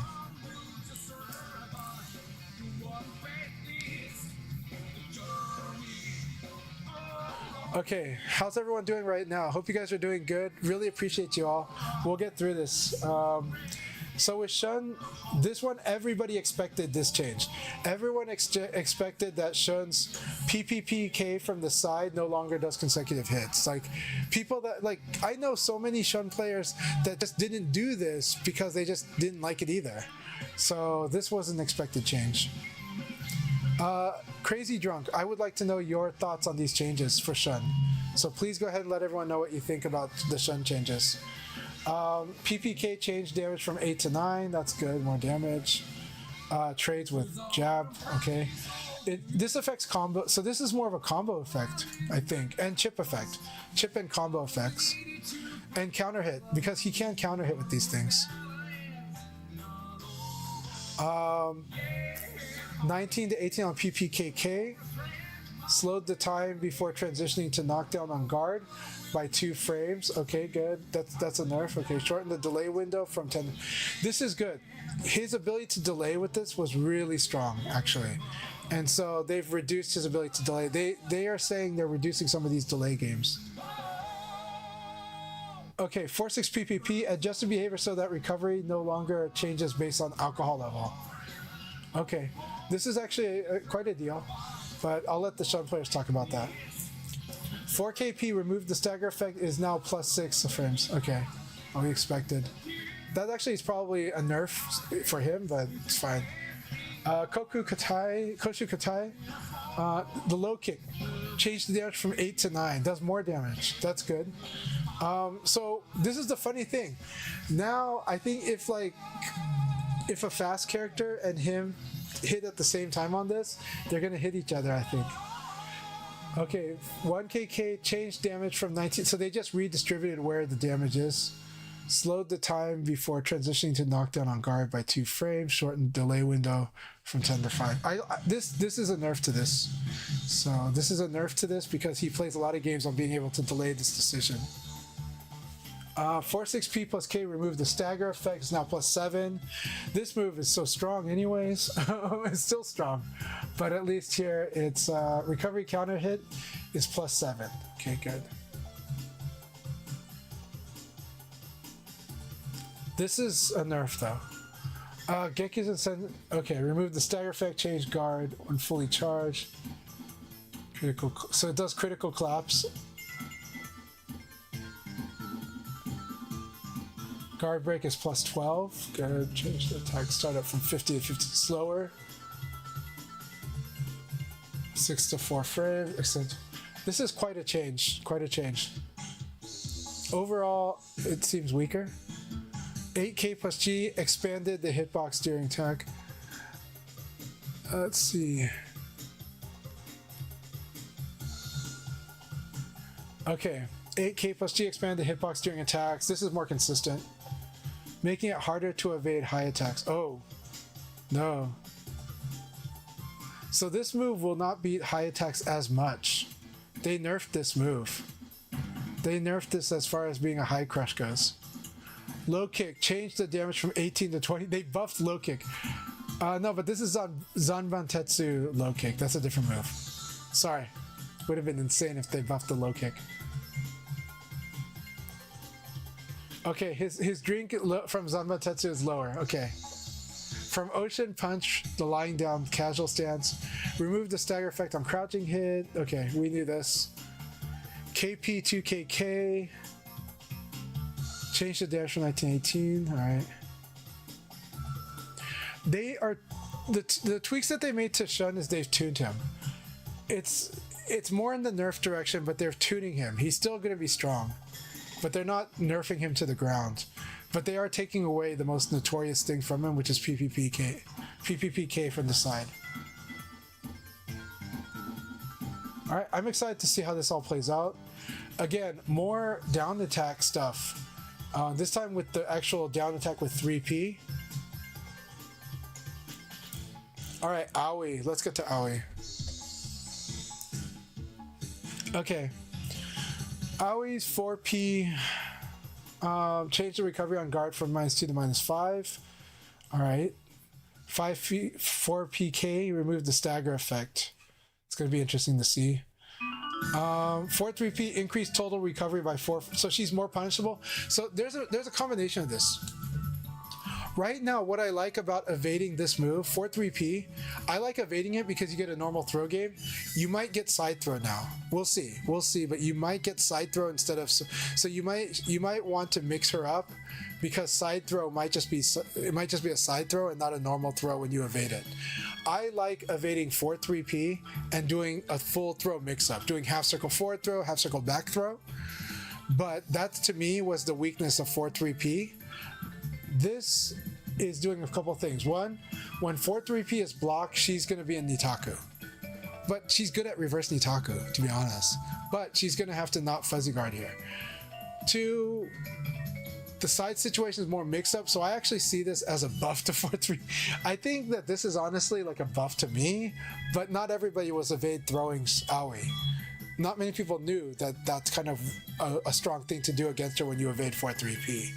So we'll see what the net effect is, but I have a feeling that if when you sidestep 4-3P that you get side throw, I think this is a buff to 4-3P. But that's me, my take. Okay, her kick, change the damage from 18 to 12. This is big. This thing is going to lose trades in the neutral. That currently it's winning a lot of trades in the neutral. This will lose a lot of trades in the neutral. That's a big change. KPK changed the hit effect for mid-air hits. We'll see what that means. KPK is one of the most beginner-friendly moves that Aoi has. It was in Revo, they made it so that it is a very powerful move. It's like her universal combo finisher. Maybe they are trying to make her more expressive in her combos by discouraging KPK being used in every combo. But we will see. But right now it feels like that's what that is. But the change to K itself, I think, is a good change because I think it's also just incredibly powerful in the neutral. We'll see. Yeah, VF2 Saturn music, I love it too. All right, 6 KP with Aoi. This is like her knee into her downward elbow. Made the post-hit progression 5 frames slower. Very interesting. We'll see what this means for the Okizeme. It will change the Okizeme. Remove the stagger effect from 4K. Changed, yeah, because we've taken away that stagger. I like that stagger. This is an EX high. I like the EX high staggers. Change the hit effect, increase total recovery, so it's more punishable by whiff. It's more whiff punishable and evade punishable. Change the recovery on guard to -6, so she's in Nitaku. That said, again, Aoi's good at reverse Nitaku. Change the damage from 17 to 13. Wow, they nerfed that damage, okay. Change the recovery on normal hit to +13. So when she normally hits with this, +13. So she can do 6P plus KP. Change the recovery on counter hit to +16 frames. She can do quite a bit. She can even KPK or more. Okay, so this is a trade-off. It's more straightforward what you should do with 4K, but it does lead to. But it's not a nerf. It's not a buff.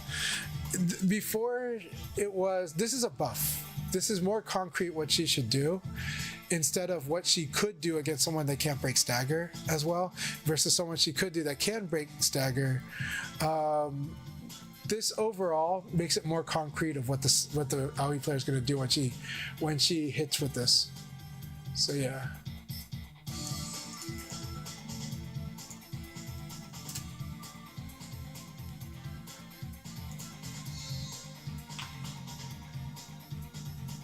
Yeah, this is a tuning of Aoi. I don't think this is not nerfing her that way. I mean, it's nerfing her, but it's not so bad. Honestly, the 4-3 P change to me I see as a buff because I don't get the full throw mix-up game, and that's really powerful against Aoi. Like that's good against her. But I think that night aspect is, I think K is nerfed, but rightfully so. 4KP seems to be interesting, but nerf on the Okizeme. Okay, here's one that people are talking about too. From crouch 3 P plus K, change the damage from 16 to 12. That's a nerf. Not gonna trade as well. This is big actually. This one is a really big change. Change the damage from 15 to 10 on the punch follow up. Okay, it's fine. Delayed the transition frames to the Sundome by 2 frames. Change the this is quite a change. Some people do feel this move is so strong though. I think Tengu Man felt that this move was still crazy strong. So these seem to be fair. Okay, her Sabaki no longer causes a crumple knockdown except on a successful Sabaki. So this will not be good like on situations like normal hit or recovery hit. So against throw, this is not going to crumple them, but it'll hit them. But it will crumple if you get the Sabaki. We kind of know this is similar to the Leon change. Sabakis were buffed in Revo, and now they're getting nerfed back a bit, or they're getting tuned back to kind of like something like Final Showdown. Okay, Sundome guard kick, remove the stagger effect. We will see what this means. I like the stagger from this, but we'll see what this means. Yeah, remove more stagger change. Okay.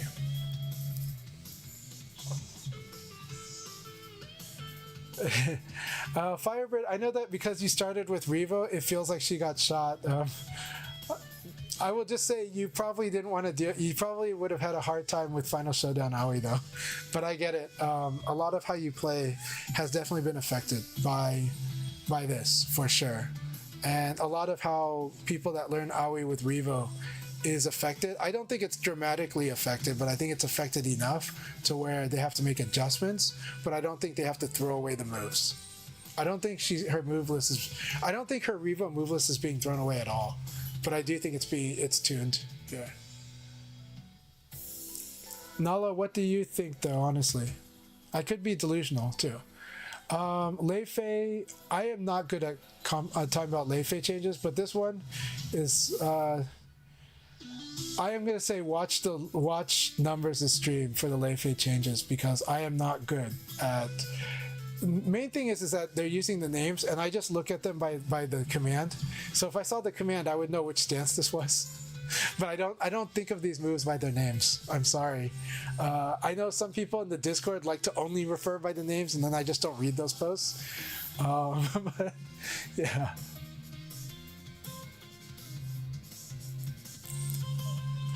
All right. So what did you think that Tengu Man was right to feel that the from crouch 3 P plus K needed to be nerfed? Or Fibrous is like, I could be wrong, but I'm more worried about the damage nerfs because of VF system where the higher damage moves usually get priority, if I recall it correctly.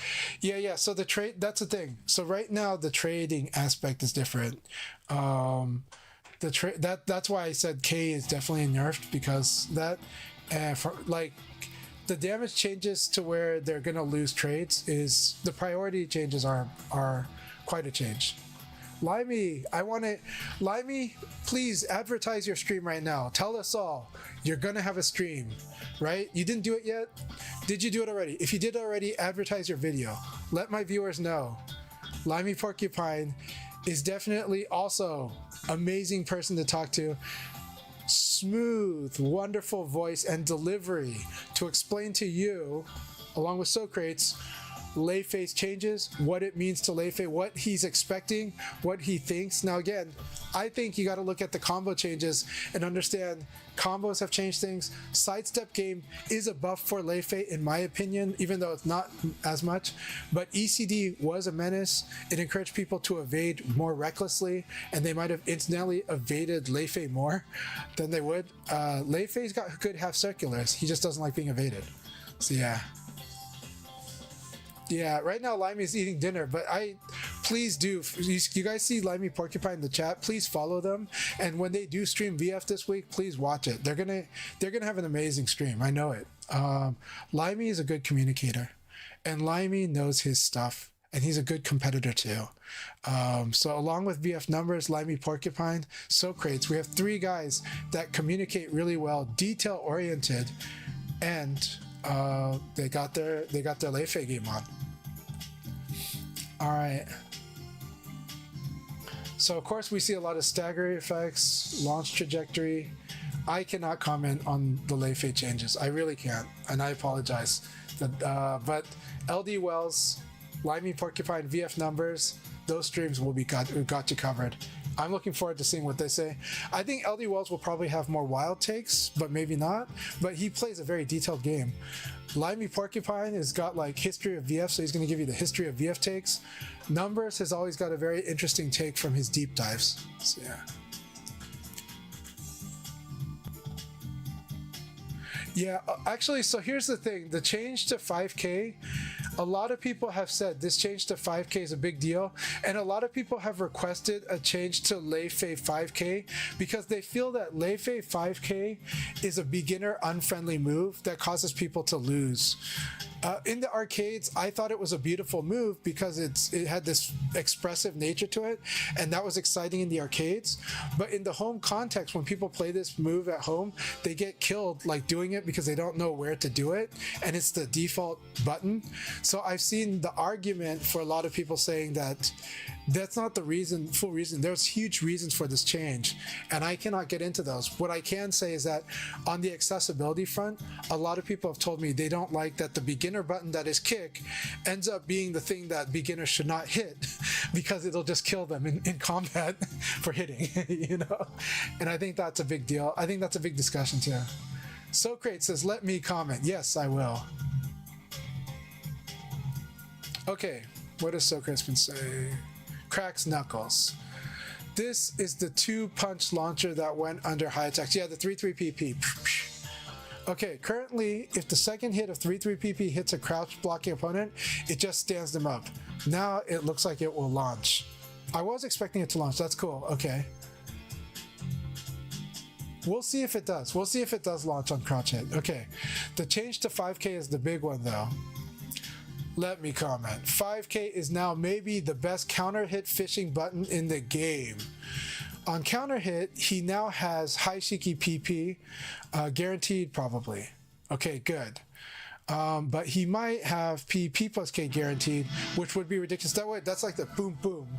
That would be insane if 5K counter hits and he gets PP plus K. That would be ridiculous, and that would lead to wall conversions and more. But right now, he gets high Shiki PP, so boom boom, good. Okay, thank you so much, Socrates, for that feedback. I appreciate it. These are the cool Lei Fei insights from the Lei Fei players. DJ 10 says, yeah, definitely want to know those. It looks good overall, but I'm still intermediate on Lei. To be honest, I believe Lei Fei is getting buffed, so. How did Chanchai react to Jeffrey? Okay, Metawatt. I think they're cool changes. I think they're interesting changes. I think Jeffrey is going to be very strong. I think I'm going to lose to Jeffrey a lot for a while, and then I'm going to learn how to fight him. And I think it's going to be fun. I don't think he's going to be broken, but I think he's going to be very powerful. And I think I'm going to feel the guessing that I feel when I fight against good Wolf players. I'm going to feel that with Jeffrey. I think that's what I'm going to feel. In a different way, but I'm going to feel it. So Jeffrey's buffed. Yeah. Jeffrey's scarier. Do I think it's broken? I would like to believe not, but we will see. Yeah, 5K is sort of like his elbow. That's an important point. Okay, Metawatt, how do you like seeing counter hit 6K plus G being guaranteed 6K? That's cool. I mean, it's kind of like that with stagger already, but again, I feel like stagger changes are I feel like stagger removals are boring. So that's because I love stagger. I love stagger. I like playing with people that can break stagger, and I like playing with people that cannot break stagger, and I feel like it's not broken. It was only broken with the Eileen stuff a year and a half ago. Okay, awesome, Subterm. Glad that you caught up. Yeah, so buffs to Jeffrey's good. I also have told everybody they need to watch the Adam Yuki stream. When Adam Yuki streams Virtual Fighter, they need to do that. Because, like, he's going to have wonderful stuff to say about Jeffrey. That said, he's going to be talking about possibilities like I am, so he'll be more vague. But I think if you guys ask him digging questions, he'll give more specific answers. All right. So that's what I can talk about. Vanessa, this is going to be interesting. Okay, Punch Punch is a good move that a lot of beginners don't use enough of from defense style. It's a high mid. High mids are very good in VF because ducking is good in VF. So high mids and low punch is very good in VF. Because low punch and ducking are good in VF, high mid is very strong. That said, okay, so no longer staggers. And it's going to be +2 frames. Yay for me. That's a nerf to it in general. So that's a nerf to it. Why? Because the stagger meant that if you didn't break the stagger because of how fast this came at you, she could knock you down pretty quick and get you into Okizeme. So that's a nerf. All right, combo high kick. From defense style, PPK. Made the follow-up easier to connect when the first hit land. That's good on a crouching opponent. Good.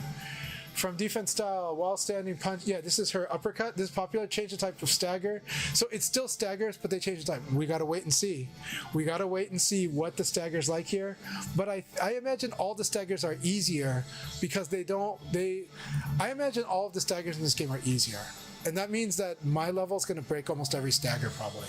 Like without trying probably. But we'll see. We'll see.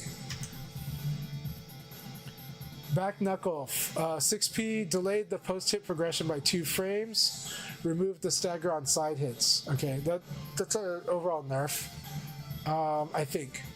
Switch left slicer, KK, guarding the second shot from the side no longer triggers a consecutive guard. Okay, okay.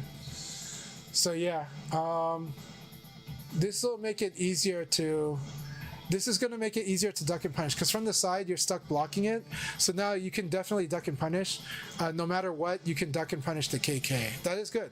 That's a quality of life change, if anything, because you still got to be able to do this. But this is a really good change, and this reduces its effectiveness against side turn. Parrying high kick. The 4-6K. Oh, this is a good Sabaki. Shorten the Sabaki window by 3 frames. This is a nerf. This is still not terrible though, because this move has a specific use to countering people that kick. So Sabaki, you know, look, I still want my Sabakis. This is still there. It's just that the window's tighter. Stopping low combo. 2KP. Change the recovery on hit from +4 to +10 against Taka. That's good. I think, you know, like, it's hard for me to read what the hell this means, because I don't mean if this means -10 to Taka. Does it mean +10 to Vanessa, or does it mean -10 to Vanessa? I don't know with the way this is worded, because I question what it really means. So, you know, but the recovery on hit from +4 to +10, it sounds like it means it sounds like it means it's -10 against Taka. Sounds like this, but this is on hit. I don't know. +10 to Vanessa so she can throw. Okay, so 2KP, he better duck and punish the P.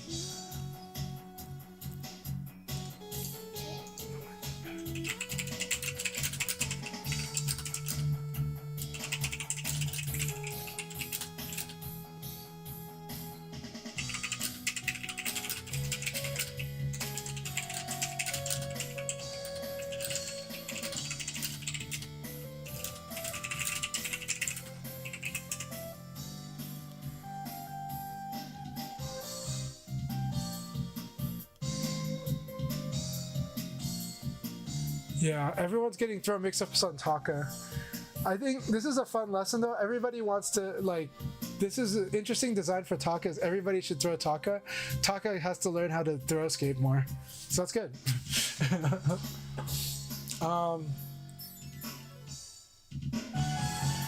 Bone Crush Middle 3K fully charged. Of course, it's now +8 frames. That's fully charged. Do you guys like fully charged being just Nitaku? I mean, it's good, but yeah. Okay, that's fair. It's guard break into +8 to Nitaku. Stinger Low Blow from defensive style 1P+K. Extend the total recovery by 2 frames, more punishable. Back charge kick from defense style 4/4K+G fully charged. Remove. This is where she hops back and then comes back in. Remove the stagger effect. It's now +12. That's fine. It's okay. Defense style. Okay, this one. Shorten the dodge property from 7 to 5. So she has to be more accurate with this. Now, this is not a surprise, but this is the second time in a row they nerfed it after they buffed it. They buffed it when Revo was in beta. And then when Revo was released, they nerfed it a bit. And now they further nerfed it. So this thing needs to be more precise and is a little more narrower in what it works for, because right now it is very strong, and at the high level of play this move is considered very, very strong. So this is like alleviating a lot of pros mind. It will still beat stuff, so like make no mistake, this thing still beats a lot of stuff. Switch shoulder from defense stance 6. Okay, remove the stagger effects from when you switch stance, like with the 6 PKG. On hit +5, counter hit +8. That's fine. That's fine. That's fine. I like this. I'm fine with that. I like the stagger, but I like this.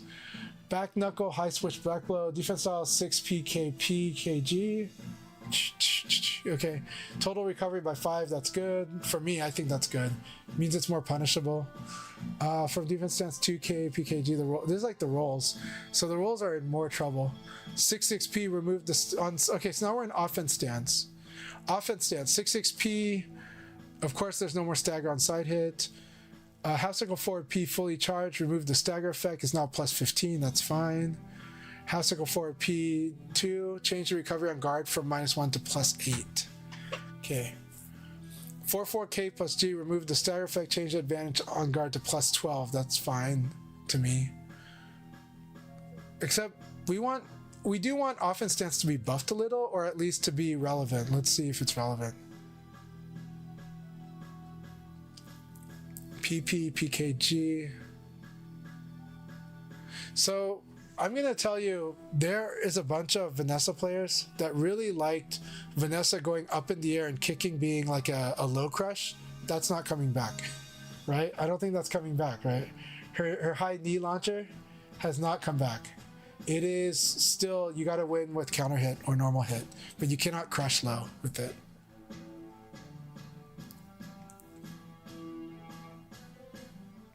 Okay.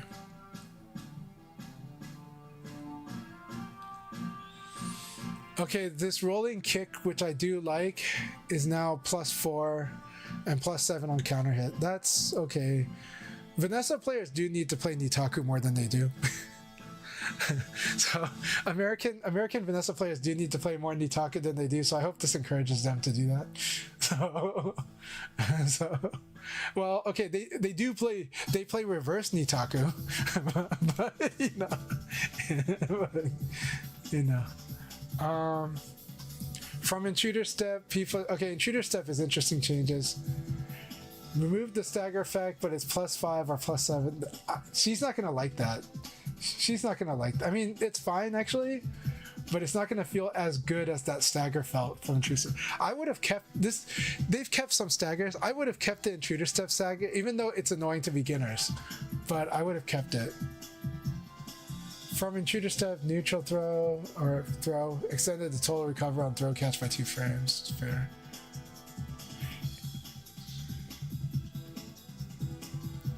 So here's the funny thing. Even though they changed Ukemi, for stances you still want a PKG button if you're playing on gamepad, or used to hitting all 3 buttons at once. So they didn't completely eliminate the PKG from it. They just changed Ukemi to be easier. But PKG is still very much in this game's DNA with the stance changes. Not that I think that there was an easy way to go about that. So you're still going to want to have a PKG button if you're on pad, I think. Unless you're good at hitting all 3. And I am, because I use the shoulder buttons, but still, not everyone does the way that I do if I play pad.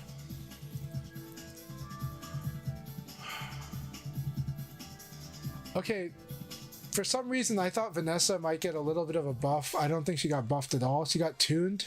She really got tuned. She got very much tuned, and the elements that people were concerned about definitely got nerfed. So she got tuned downward, I think. Mustaine said, yeah, I saw that and was like, maybe set up some Oki though. Let Go cancel his 4 PK into Tsukami like Lao can cancel PK into Koke. I know. That stagger carried me when I was beginner, like I know. Yeah, I like stagger. I think stagger is cool. You got a lot of people know that I'm a huge fan of stagger. I just felt like, well, make it so that gamepad can like shake it like 4 times and they break the stagger. I'll be fine with that. And I wouldn't even think it's broken. I would just be like, well, okay, you get that, but I'm still going to play on stick. And I'm still going to break staggers. But yeah. But even if I couldn't, even the staggers I can't break, I'm fine. But that's a moot point now. Stagger is being reduced dramatically in this game. So yeah.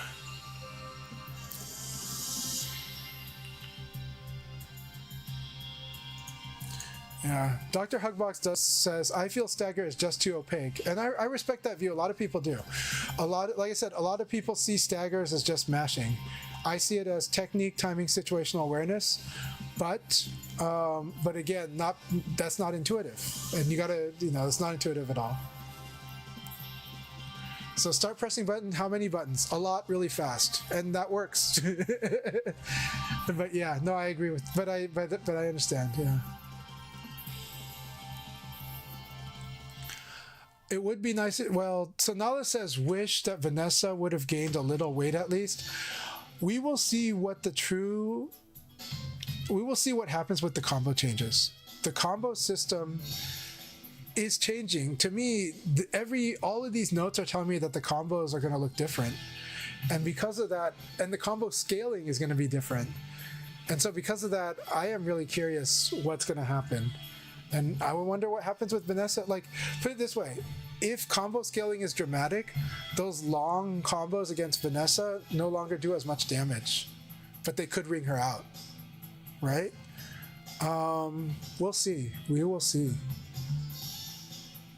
Mustaine says, I think VF handles stagger better than like most other games, but it's 100% not going into the future. Yeah, I mean, it's for pad's sake and others, yeah. I remember the old stagger breaks from the ice moves in the Blaze Blue and Persona back in the day. I think I heard those were pretty nutty, crazy, but I don't know them at all. Slayer Bite Loop is what Mustaine said, yeah. So Dandy J, was Dandy J here? Shout out to Dandy J if Dandy J is here. Because Dandy J also, I want to hear what they have to say about a lot of stuff. King Death Cradle, so good to see you, my friend. I did talk about Wolf. Here's the thing about Wolf. I think the Wolf changes are good. I think Wolf is getting tuned upward, but the more important thing is the evade cancel change, if it's what we think it is a huge buff to Wolf. Wolf will be stronger because of the evade cancel change. He will be stronger at the advanced and the high level of play because of that change. And so because of that, I think Wolf is going to be stronger in this game. He's not getting buffed the way Jeffrey seems to have gotten buffed, but I think if you tried to over buff Wolf, that would be really bad for the game, in my opinion. I think Wolf is very strong already, but I do think he requires a lot of the player, which is the hard part. I think now Wolf is going to be stronger, and that the system is also a better field for him, a better area for him to compete in. That's my take. I could be wrong, but my take is that Wolf is stronger by virtue of the overall system changes, and that he's been tuned upward a little bit too. So the big patch is on the 26th. The 26th is, 3 days from now, right? So we're looking at Thursday night, probably Friday for a lot of people. But Thursday night, I'd expect. I expect, like, on Steam, it'll probably be in the daytime, and on console, it'll probably be nighttime.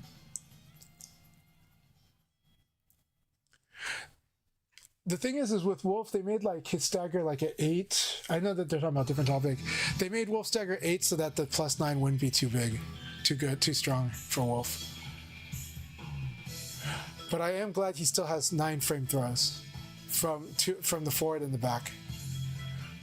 So Marco says, from what I understand, there are already moves that on hit leave you at such disadvantage that it's virtually impossible to react.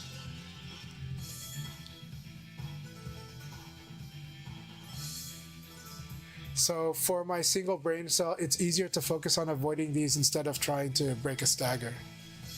Well, avoiding stagger was always the strong thing to do against stagger, and they were always situational, yeah. So avoidance is always a factor and so you got to go deep into that. You're like, how do I avoid it? And then you come up with the answers, and it becomes a strong way to play. That becomes the basis of strategy and tactics. Yeah. The tactics being like, if you're not good at breaking stagger, you're constrained by stagger. So then you tactically decide to avoid stagger. Hey Calamity, it's going really good. Hope you had a good day at work. Hope you're doing really, really well. And I can't wait for you to tell people what you think about the Lao changes. We did go over Lao already, but I would love to hear in the chat what you have to say about Lao. It is hard to balance grapplers, it is. But VF is a grappling game, so it's really important for people to understand VF is a grappling game. I love the way grappling feels in this game. The more I play it, the more I've always liked the way grappling feels in this game. I played lots of fighting games in general, especially growing up, and I always felt like throws were just whatever. When I play Virtua Fighter, I feel empowered to throw. I want to throw. I feel very satisfied when I throw. And I feel like escaping throws feel satisfying too. And when people escape throws and then we're fighting more, I feel like that's really satisfying. So I see this game as, yes, it's a striking game, it's also a grappling game. And I love it because every character in this game is a grappler, is a striker, and is also good at mixing up in some way or another. So yeah. All right, let's go to Go. On to Go. So Go, standing palm, 4-6P. Extended total recovery by 2 frames. I do like that these standing palms are more whiff punishable in this game. I think that's really good. Not by a ton, but just enough. Just enough to where you feel like if you sidestep this, you should probably PK. Or throw, right? But it's really, really good because there's a lot of times when they're trying to cut down on this. They want evade to be the situation that you see when you evade that you might be minus, but they want like these really fast pokes to be not that. And that's what I'm seeing across the board in these changes. Standing palm is in that category. Tsukikage, 6K, amazing move, right?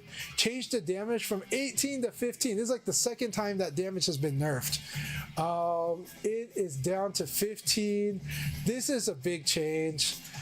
It's not trading with certain stuff.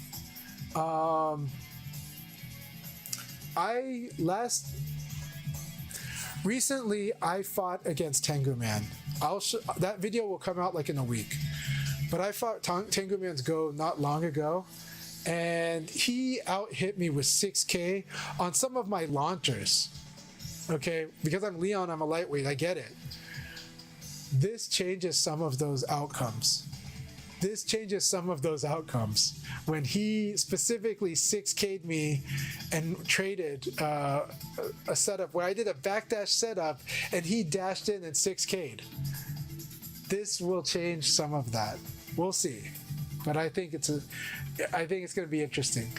This changes like the lightweight and maybe the midweight matchup. It doesn't change Akira. Akira's still going to out-hit 6K, you know? Okay, 6K then PG during hit if opponent's knocked down. So, all right, awesome. We know this one.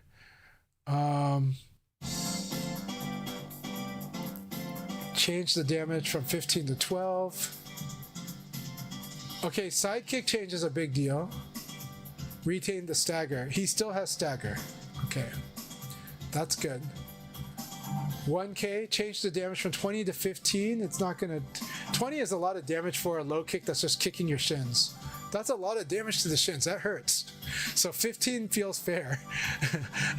Like 15 for a chip to your shins sounds fair to me.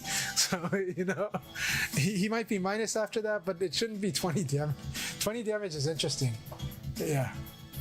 Oh, the wall splat. Yeah, we're gonna see that is gonna change the wall splat. Okay, Subterum is saying that yeah, that's probably no more wall splat. Okay, that's a nerf. That's a big nerf. 4P plus K removed the stagger effect, changed the guard effect when fully charged, delayed the post guard post hip integration, set the advantage on guard to plus 14. Good. Increased total recovery by 4 frames. This is what we would have expected with the change to stagger. 4-6P plus KPP, increased hit recovery by 4 frames. When he knocks down, that's going to be interesting to see.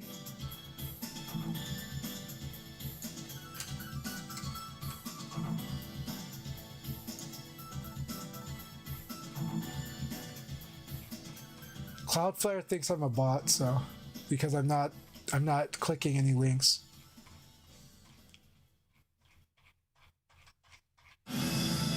Look at how far we've gone. See how far we've gone? We're almost there. Okay, so his shoulder doesn't stagger. Of course, we expected that. Change the damage from 25 to 24. This is quite a change. This means shoulder against the side. This means shoulder against the side is less advantage.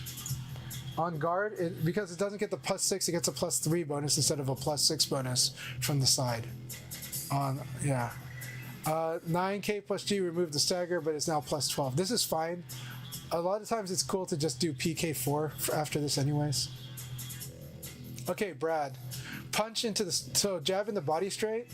Total recovery... So this is more punishable.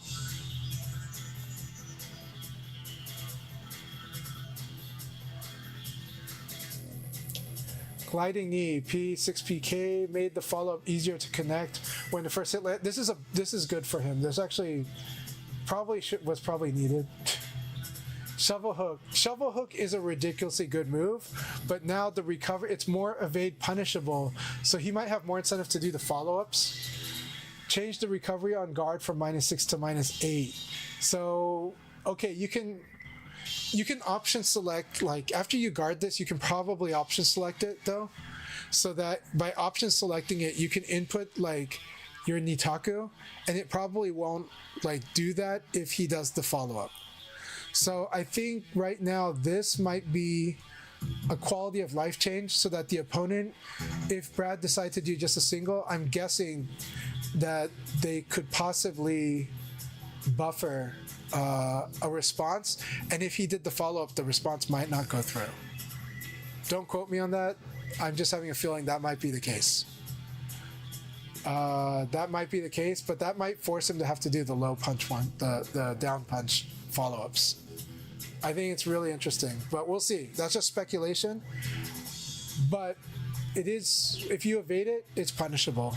But again, he's got follow-ups. So again, and then, but all the follow-ups have also had increased the recovery. But the last one, okay, punch, punch, punch. The third uppercut can be delayed. Change the delay from 8 to 4. He can delay it less. You can probably option select this whole sequence. I think they want Brad to hit with this thing. They really want him to hit with this thing. When it's guarded, they want him to be having to think about it. Because I think my gut is telling me that you can option select your defense, like your counter offense. So when you block this stuff, I think you can option select what you do here. I have a feeling you can. I have a feeling it's strong. But we'll see when we actually play it, but it feels like you could probably option select that. Meaning you would input quickly like your attack, and then if he did nothing, the attack would come out. But if he did do the punch, then like you would just still block. That's what I think might happen. I'm overhyping that. Okay, I don't really know if that's what's going to happen, but that's what it's in my head, how this sounds like when they're changing these frames these ways, and what they're doing here. And I'm not saying that that's intentional. I think that's more of a side effect. But yeah. All right. 2P plus K, 6P, of course, is really the combo launcher. Change the recovery on hit from +4 to +10 against Taka. Yeah. All right, remove the stagger on side hits on 3P plus K. Okay. Yep. From ducking PPP, remove the stagger. This is going to be a pretty big change, actually. Ducking combo upper. Change the recovery on counter hit and crouch hit to +6. From ducking PPP, guarding the third shot no longer triggers a consecutive guard. It's quite a change. There is more interactivity on this. Yeah. Crush knee kick from ducking K plus G, extended total recovery. It's more punishable. I do like this. I like this because it's really obnoxious when the foot touches the ground and you're too late to punish, but still, we will see if that really is making this easier to punish on guard. It's not the end of the world, but it is harder to punish on guard because the way it looks, really. And so if you see his foot touch the ground, you're already too late. Crushing knee kick from ducking K plus G, extended total. Yeah. Neck clinch. Shorten the active time. Okay, I like this. Did they do this to Go? I want them to do this to Go and to Taka. Okay, so I'm gonna talk about the evil competitor that is Chanchai. I'm gonna talk about stuff that I told XTN with Taka, and I told Tenguman with Go. What you should do when you get into these grab situations where there's a three-way guess and the game lets you take forever to choose your option, you should take forever to do it. Competitively, that's the correct answer. This is a fast clock game, right? This clock doesn't run as fast as long as other games. It's a very fast clock. But if your life is equal to or more than what your opponent's is, or if it's going to be more than your opponent's after you choose your option, then you should use the maximum time the game lets you to make that decision. It gives more time for your opponent to tilt. And then if you want to be extra evil in the tournament setting, just look at their controller. Stare at their hands while you're doing this thing. Most evil thing to do. And then I would say, Sega, you should tune this thing down. You should lower the amount of time it takes for him to choose which way he's going to go. Right? Does that make sense to you all? But that's my view. Yeah.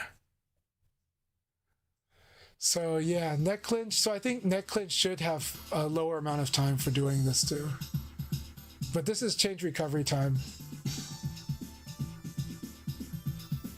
And this is showing the grab hitbox. Okay, so it might be different, but I hope they change the amount of time you have to actually do the move.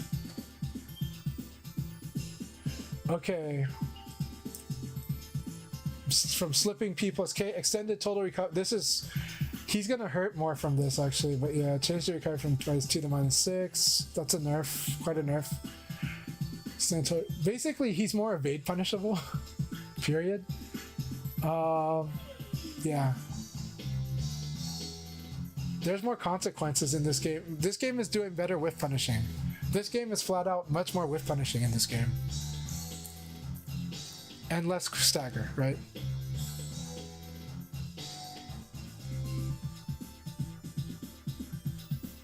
So, Brickman? Nah, none of us pros are putting our controllers away. But it's just... It does encourage opponents to use a more defensive approach or movement approach against Brad, but you know what? Brad's half circle forward K is better because a lot of things for Brad are better because of the side. ECD is weaker. This is better for Brad actually. So it's quite a bit. It's actually quite a bit. So we'll see how this ultimately plays out. Even stuff like his 1P might be buffed because it might be harder to defend that, but we'll see. That's a quite a stretch though. That move has a big vulnerability once you get used to evading it. L-Blaze, PPK, increase the recovery. Please, you know what, L-Blaze, increase all of his recovery frames, please. I will be happy with that. Change the mid-air hit reaction on 6 PK. Okay, this is going to be very interesting because of how strong it is now. We'll see if it's got nerfed. But on guard, less punishable. Less punishable on guard. This is good. But for me, it's my same punish for Leon. 4-4K combo. Short upper. Change the hit effect to make it easier to incorporate mid-air combos. Good. Again, combinations to make sure that combos are a little easier, because combos might be overall harder. We'll see. Or it could be that they're all easier. Combination blow, change the hit effect to make it easier, incorporate many combos, enable the transition to Demon Dance using 3 PP into Demon Dance, going to be a real pain in the ass. I'm going to hate that. This is good. I'm going to hate it. Remove the stagger effect with 3 PPK. Honestly, the stagger effects of El Blaze are things that are going to help me against him, but we'll see. Just because he forces you a mix-up out of nowhere. He forces you to mix up really quick out of nowhere. That like that stagger is already really hard to do for me, because of how like surprised I am at the ridiculous range he hit me from and still got me into a mix-up. And so because of that, the stagger changes benefit me, I think, in the El Blaze matchup. Because those staggers make me feel the pressure and make me shorten my time for making a decision.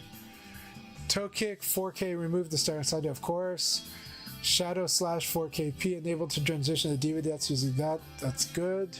I like the more transitions into Demon Dance, even though Demon Dance is evil, but the stagger changes things too. So normal hits of 4K PP no longer hit consecutively against Taka. Change the damage from 16 to 20. Okay, give and take. Shorten the active attack by 2 frames on low kick. Okay, so I think this is active hit frames, and so it might have been winning some stuff and having unique frames as a result. We'll see. I don't know what this means. Low kick hook. Shorten the active hit frame by 2 frames. Enabled to transition to Demon Dance. That's evil, dude. This move is already annoying for me, but okay. So this is going to go into Demon Dance. All right. Change the damage. It does more damage too. Oh boy. Swing Chin Crusher. 3P plus K, then throw. Yeah, this weird move. Remove the stagger effect and recovery is to +5. Okay. For all that effort, you're going to get a +5. Okay. Darkness Flame, PKGK, then PJ during hit. Change damage from 32 to 37. Adjust so that the damage no longer reduced by just Ukemi. Okay. It's fair. Total recovery on throw catch has been increased by 5 frames on the Rocket Discharge PG. That's good. It's more punishable. I like that. Again, more punishability. Okay, what did we say here?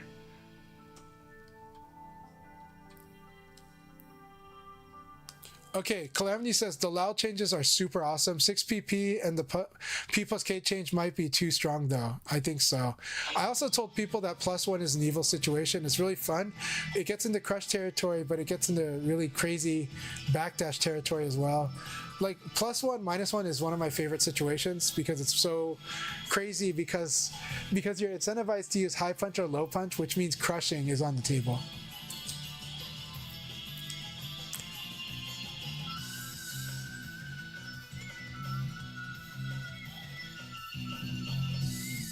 Okay, Clement says, I remember that tech roll XTN showed me at lag, and I used it against Chimpanzee in the random tournament when I had Brad. Yep. Blaze got some interesting stuff. El Blaze, the Glizzy Grabber himself. He seems like one of the bigger winners of this patch. I think he seems like it. We'll see. I think the recovery hitting, we'll see too. But he's got a lot of stuff in the Demon Dance. That said, I think a lot of stuff in the Demon Dance kind of makes up for the fact that the stagger is not as much of a factor. Think about how much Demon Dance and how much of El Blaze stuff was driving you nuts because of stagger. And now that it's not stagger, do you think maybe your calm is enhanced? And if that's the case, maybe then more Demon Dance is kind of a fine trade-off for him? I do think he's buffed, but I think but I feel like this thing is like he's gonna play more of this game, but the stagger created an even more chaotic element to his forced guessing game. Hey Jimmy, I want to hear your thoughts. Love having you. Thanks for stopping by. Jimmy Claymore, one of the great scholars, players, competitors, teachers of VF in North America. He is from Mexico. He is awesome. He's a great guy, great player, great friend, great communicator. So always feel free to ask Jimmy questions. He always has lots to say, and he studies the game in depth. His knowledge is wonderful. So I really like it. He's like, it's like having like an elite Asian player in America, you know, the type that likes to study really hard. But you know, Tricky also likes to study hard. But Jimmy is the type that just is just always studying VF, you know. And and I know this type because I meet them internationally a lot. But and we've had them in our community a lot too. So yeah. Jimmy, so good to see you, man. And please chime in. Let us know what you think about the changes. Let us know what you like, don't like, and what you're excited for, and what you fear, and what you're sad about. All right, Eileen, PP6P, remove the stagger effect. It's +6. P3PK, remove stagger, causes knockdown. That's pretty good. That puts her. That's actually pretty good. Considering some of the other things that are happening, I think that's good. 6 PPK, change the damage from 25-22. Fair. 9P, big one. Change the recovery on hit from +4 to +10 frames against Taka. Big deal. So Taka can throw punish, I think. No, on hit. So she can throw Taka. Yes. Good. She needs that. 6K, change the recovery on hit from +4 to +10 against Taka. Fair. Everyone's trying to set up Taka for a throw, but it's hard to land these moves on Taka. Like this move, 6K is hard to hit on Taka. Taka wins neutral against lightweights. Taka just has to hit any button and it'll win neutral against lightweights. So you got to be careful. You got to use your frames. 6K gonna get you a free throw. P+K, extended total recovery by 4 frames. This is the eye poke. This is like the normal changes to the eye poke. Change the damage from 16 to 12. That's another change we saw before. Yeah, all of this is what's been changing to eye pokes. 6P+K, delayed the timing for cancel moves and interrupt by 3 frames. So okay, this is interesting. They delayed the timing. They didn't say they extended the window for doing it. They said they delayed the timing. Does that mean you've got to wait before doing your cancel moves a little bit and then, you know, it's later? Or did it just mean that it's like a bigger window for cancel moves? I wonder. But it's 3 frames difference, so we'll see. 46P+K, remove the stagger effect, change to +12. That's fine, that's what we expect. And that one's like guaranteed small damage. 1P+KP, they removed the stagger effect on this move, of course. So it's just +12. All right. No more certain nightmare with this thing. Yeah, rice planting is just +12 on counter hit. Okay. Yeah. 4K+GK, this is a pretty cool move. Adjusted so that less distance is created on guard. I like this change for me, but this is good, for Eileen, because I think range play is nice against Eileen, but this move created range, so it created an interesting range guessing game between the two after she did this. 2 PKG into P, remove the stagger effect, and it's +8. Quarter circle back punch, high spinning punch. Change so that side normal hit no longer produces consecutive hits in the cancel moves or interrupt. This is definitely a nerf, quite a nerf for that move on the side. But that said, this move will be hard to slip under with ECD. You'll have to be more direct against it in the new system. Okay, her just frame kicks. Damage has been increased, damage increase. Damage increase. So damage increase across the board on her just frame kicks. That is good. So her combo finish damage is she's gonna have an execution boon. If she hits her just frames, she does more damage. That's good. You kind of want to reward those things. Tricky will like that. This thing is pretty neat too. It's a strong finisher. Has good Oki as well. So Zenkuhon K delayed the timing for cancel moves interrupt. I don't really know how to read these delayed the timing for cancel moves. There's a way I want to read it, but we will see what it actually means when the game comes out, when the patch comes out. 3K from Zenkuhon, remove the stagger effect. It's +16. That's fine. Except I want some staggers. They took away so many, but it's okay. They made it more like you're worried about it at the wall.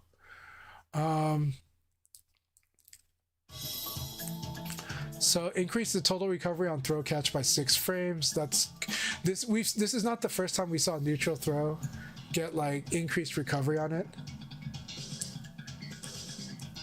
Opponent behind back turn P, increased total recovery by 7 frames. That's, yeah. I wonder how abused this was in Japan. Her back turn punch. Opponent behind P plus K, remove the stagger effect, it's plus 7. That's okay. Change the damage from half circle back throw from 65 to 60. Her throw damage has been lowered a little.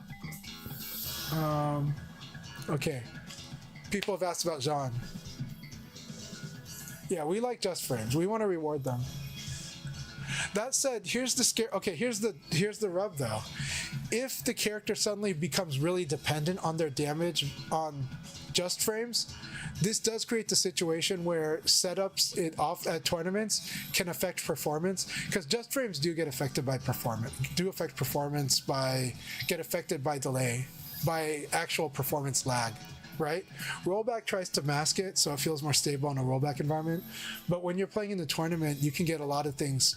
You're dealing with lots of controllers plugged into the controllers. You're dealing with a lot of elements, and everyone knows, I've experienced it at pretty much every tournament in all kinds of games, that there is variance in delay. The most consistent are tournaments on consoles, but we're in a world right now where a lot of people really are demanding that the tournament be on PC. And on PC, I have seen it all over the place. Just frames get dramatically affected by this. Kage players get dramatically affected by this. They have to get used to every setup if they want to finish their damage. And that's where we can get into that territory with just frame combo finishers. We'll see. But yeah, but maybe they make just frames easier in this game. We'll see that too.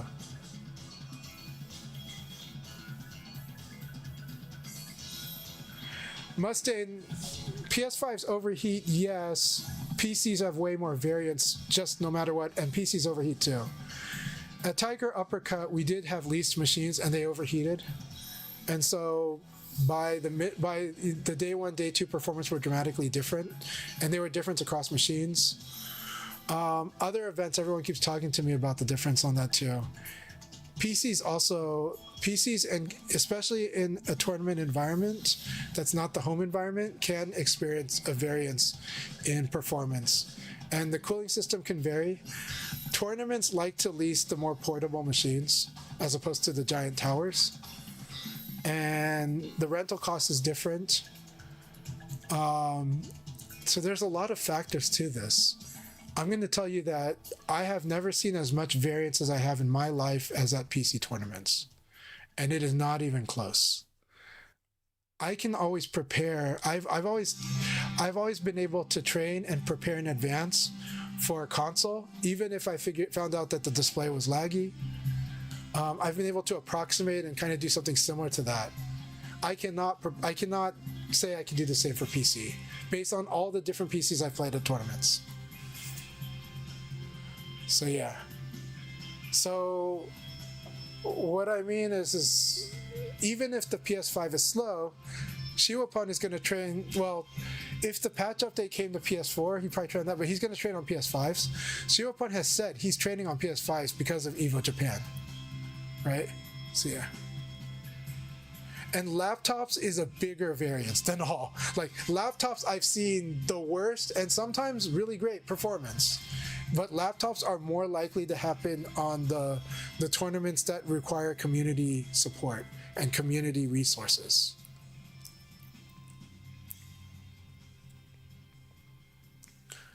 Yeah, so let's see here.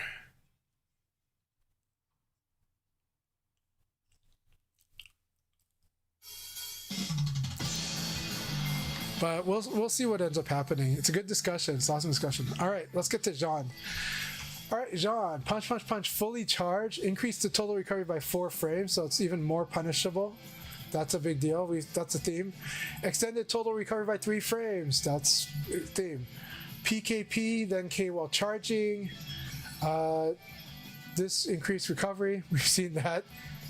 4 PP fully charged. Increased recovery. We've seen that. Increase the number of cancelable frames to 8 frames. That's cool. He has variance on his canceling. Shorten the guard progression by 3 frames on 3-3 PK then P while charging. So 3-3 PK guard P, right? Oh no, 3/3 P, K, hold, then P. Shorten the guard progression by 3 frames. Okay, good. Remove the stagger effect of K. Change the recovery crouch hit +6. So this is going to be a big change to the side turn game, but this is more of an old side turn game. This doesn't get used as much anymore, so you know it's fine. Extended the total recovery by 5 frames. K then P while charging. Change the recovery on block from +0 to -6 frames. K then P while charging. So, boom. Okay. That's fair. You should duck it, and yeah. So he gets Nitaku'd. This is going to be very interesting, actually, for people fighting against John. KPP extended the total recovery by 6 frames. Yeah. K. Shorten the guard progression by 3 frames. 4KP, fully charged. Extended total. 4KP is much more punishable on the vid, on whiff. By the way, whiff implies also evade as well. 9KP fully charged, extended the total recovery by 2 frames. Agezuki, 3P plus K, change the recovery on hit to make mid-air combos easier to incorporate. Okay, cool. So this thing is going to combo better. 6K plus G fully charged. Increase total recovery by 4 frames. 6K plus G then P while charging. Shorten the guard progression by 3 frames. 4K plus GP. This is an interesting move. It's gonna be damage is lowered. That's fine. Change the, but it does. It can. I don't think it. I don't know if this move is even delayable. Change the recovery on counter hit and crouch hits to +3 frames. Okay, so the forward roll. Remove the stagger effect. Change damage to 25. That's fair. 30 was ridiculous for this move. This move like beat a lot of stuff. Like backdash, back forward K plus G beat like so many things. Recover on hit to +4 frames. Change the counter hit effect, allowing for follow-up attack. He gets guaranteed follow-up attacks if he hits. Okay. Increase total frames by 5 frames. This is very interesting. It's still strong. It still seems strong though.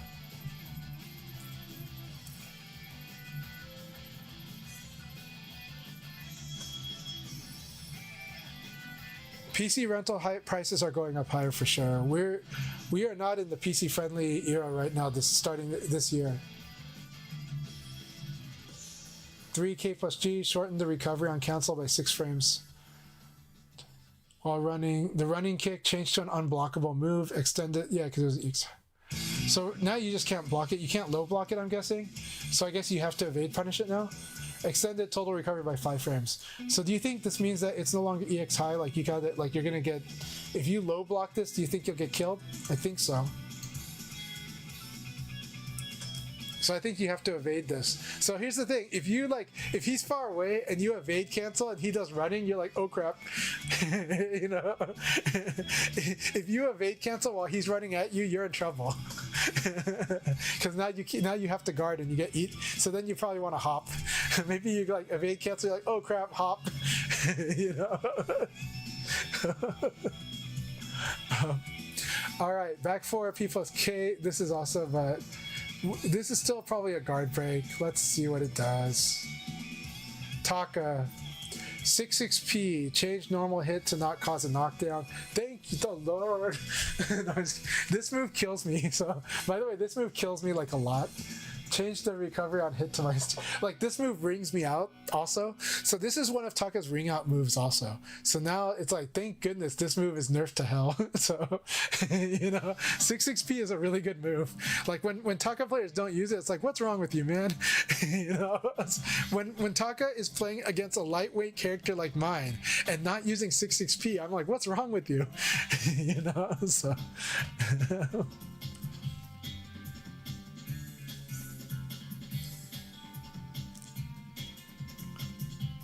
Alright, yeah. Okay, half circle back punch, P plus K. Change the recovery on guard from my -13. Yay, this is good. Okay. Taka has got a lot more throw punishable, so now he's getting more 13 punishable. Let's see. 4P. This is a good move. Change the damage from 18 to 15. That's fair. This move is not to meant. This is a slap. It's not meant to be ridiculously strong. It's meant to be nicely strong. 15 feels correct to me. 15 damage feels correct for 4P. For what it's supposed to be, and it's a slap, right? It's a good one. This is his half circular. When you evade to his front, this thing hits you. And now with the new changes, this move is better than before because this thing cannot be ECD'd under it as easily as before. ECD really made this move like restricted to a certain advantage with Taka. And so this move, expect to see more 4P shenanigans from Taka because ECD is just not gonna enjoy that. Half circle forward P, change normal hit to not cause a knockdown, enabled small bound and midair hit. Okay, that's cool. So he's got a way to bound with it, but he's not going to knock down on that. 3P, change the recovery on guard from -6 to -8. All right, here we go. Let's get back to this.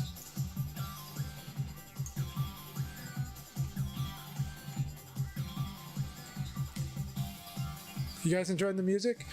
Let's see here. I really want to get glow sticks for this song. So.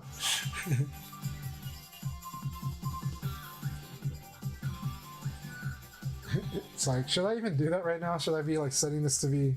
Should we set this disco? It's too late.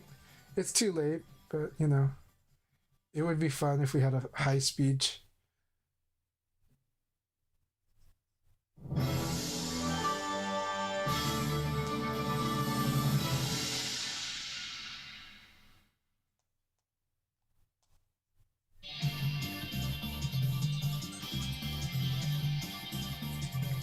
All right, there we go.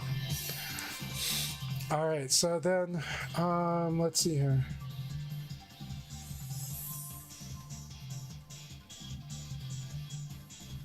Yeah, we were back at John, and I think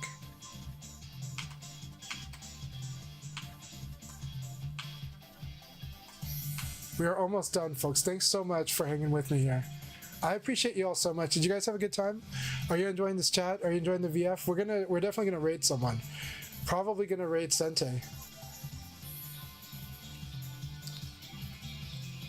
We're almost there.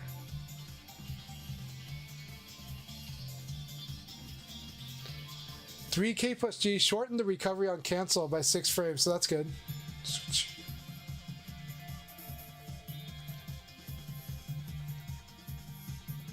Yeah, that 46K plus G though, it's still good. It's a good move. It's a strong move. Okay, Taka, we've already talked about. We've been getting halfway through Taka. His chops, total recovery, they're even more evade punishable than they were before. They're even more whiff punishable than they were before. I don't know if that was necessary, but that's the design. Change the recovery on guard from -15 to -16. Okay, but what about the punch follow-up? That's what I wonder. Delayed the post-hit progression down by 2 frames. Okay, we'll see what that means. Okay, his kicks, his ankle kick. Total recovery increased by 3 frames. Change the recovery on guard from -15 to -18. So he's way more punishable if this gets blocked. It probably still is pretty neat, but yeah. Oh, this is like stomp here. This is, yeah. All right, and then this is the crazy stomp. That's the weird one. This is the clap. Increased, the damage got lowered, but still strong. Look, anything 25 and up is strong. You remove the stagger effect. Yeah, expected. Opponent down, back kicking guard. Adjusted the homing performance of down attack. This might mean you can roll away from it even. You might be able to manually roll away from the stomp now. We will see. So, neutral throw. We've been seeing neutral throw getting these nerfs of having more recovery. But this is -6 on throw break. So he used to be able to fuzzy guard after, not anymore. From that particular throw. Okay. All right. So this is from his Morozashi throws. Cool. So he is in the talk. If he grabs you and then does any of his throws and you escape them, you have Nitaku against him. You want to mix a strong mid versus a strong throw, generally, or a strong attack versus a strong throw. Okay, Doral. I'm not going to say too much on Doral because nobody knows much on Doral, but it looks like, okay, extended recovery, consecutive side hits no longer connect, okay, disabled running, okay, reduced the ability to relaunch opponents on midair, okay, so she got nerfed, right? Doral got nerfed and we didn't notice because I don't know how many of us besides Rayblade and J6 are the only Dorals I've been fighting. But I will be looking forward to more people playing Doral, especially now. Now that Doral can be played in World Stage Mode, I would like to see a lot more Doral. Would you? I'd like to see a lot more Doral play. So we'll see. But it means that these patch updates mean nothing to me. So, you know. All right, Just Miles says no, they do not want to see more Doral play.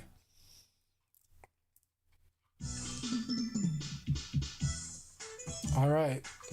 So anyways, thank you all very much. I think it's a good time for me to prepare dinner for my daughter, but also to raid somebody worthy. And I think this is going to be a great few days of people talking about this patch.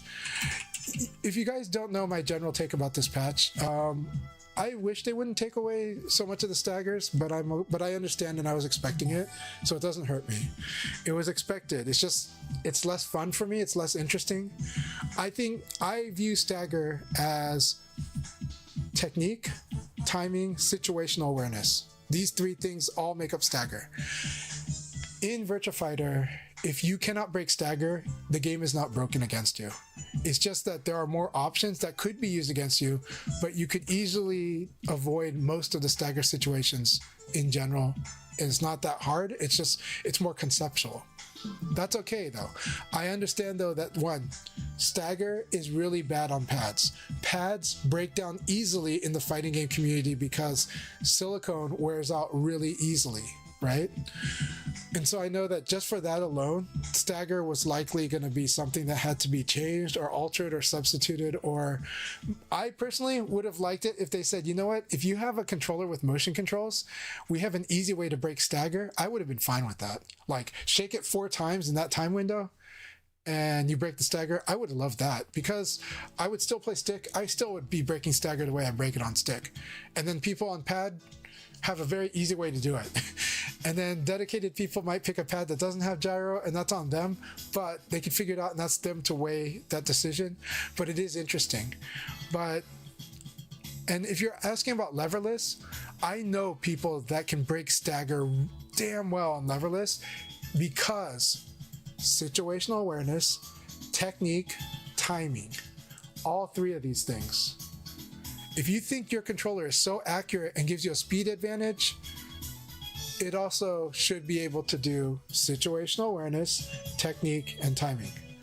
Gamepad is a little different, and so gamepad I would have given because gamepads actually have a reason to break, and I do think stagger break on pad is definitely, like, I can do it to a degree, but it's less fun. It's less fun and my thumbs do hurt. Buttons do matter, so but that also creates confusion. So for me, that's my view.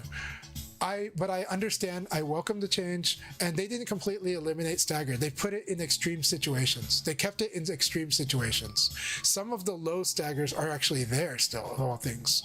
So it's there. Some stuff just becomes, this is a guard break leading into like a guaranteed follow-up, so it's going to be the same old every time you see it. And it's, you know, it's going to be what it is. But you know, the fun thing about fighting North American Akira players is some of the players really hedge on side turn shoulder ram, and it was interesting to see how they responded to each opponent, whether they could break stagger or not, you know? So I like it. But I also, what I really like, and this is where we have different people, different folks here. In a fighting game, I like the fight. And I think in Virtua Fighter, I like the fight. I like that it's not, okay, this is a mix-up, but if I guess wrong, I just die, versus I'm okay if I guess right. In Virtua Fighter, if you can reverse the mix-up on people. When someone mixes you up, you get to say, screw me, no, screw you. And that's because the nature of the mix-up is that it is basically if they suddenly start thinking you're going to throw or you're going to guard, so they throw you. They want to throw you because you're guarding, and throw is huge in this game. It's highly damaging. You get to have the option of kind of like launching them back, right? So this game is it's scary for some. It can be hard on the stomach when you're learning it at first.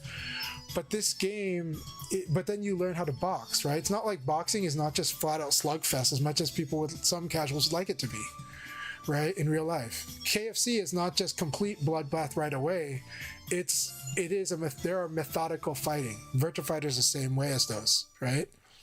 So the thing is, and so are most fighting games, but Stagger gave you this real feeling of sorry, we'll put this here.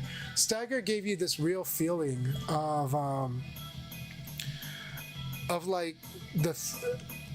having to scramble to maintain control, having to build the technique to remain control, having to keep your cool. If you didn't expect it, now you're a little behind on the situational awareness, so now you're feeling it. It gave you a lot of this pressure, and it gave you a way to fight it, and it didn't break the game though. It just gave the attacker options to do it and ways to play with and around it. So that's why I like it. Okay. That said, I like the change to Ukemi. I like the change to evade cancel. So what did they do? They nerfed evade canceling if we understand it correctly. The way it's written, it sounds weird. It sounds like it's a typo. We believe, most of us in the community believe that they have nerfed evade canceling, and this is a buff to quite a lot of characters' pressure game. This makes the game. I like evade canceling myself, but I'm just saying I'm cool with this change, and I think Wolf is going to be stronger as a result. So we're going to see how that plays out. I think they're changing the combo system. I think combos are going to be very interesting in this game. So that's overall what I think of this. I'm excited for the new VF, for this new VF5 Revo World Stage 1.10. I'm excited for it. I'm curious, but I've been through so many VF games. I've been through this rodeo so many times, so it's not a bother to me at all. And it is fun, it's refreshing, and new people do get excited because of it. I always meet new people when something like this happens, and we end up having a whole new generation of players. The players that came last year, you guys are now a second generation because there's a new youngest generation. And so this new youngest generation starts this week. So yeah. So that said, let's go ahead and raid. I see Tricky is streaming. Breaking news, Revo World Stage. So yes, let's. LD Wells is also streaming, but I do owe Tricky a stream. Tricky has raided me many times, and I have not raided her nearly as many times. So I'm going to raid Tricky. I'm also going to give a shout out to LD Wells because these are two amazing streams both happening at the same time. And somebody tell me if Sente is streaming, because if he is streaming, people need to check out Sente. But today, I think a lot of people want to go to Tricky, so let's do that. Let's send them her way. Let's show her some love, because this is the laws of reciprocity and appreciation of a friend. Sente Desh, okay? I want you guys to also know Sente Desh. Please do check them out. Normally, I would definitely send them. Tricky just started, so we're gonna raid Tricky. Please do watch both. Watch the matches on Sente Dash, and do watch Tricky and listen to her insight. Okay.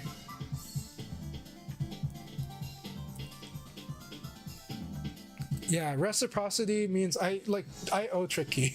I owe her, and in kindness and in this. So that's why she gets it today.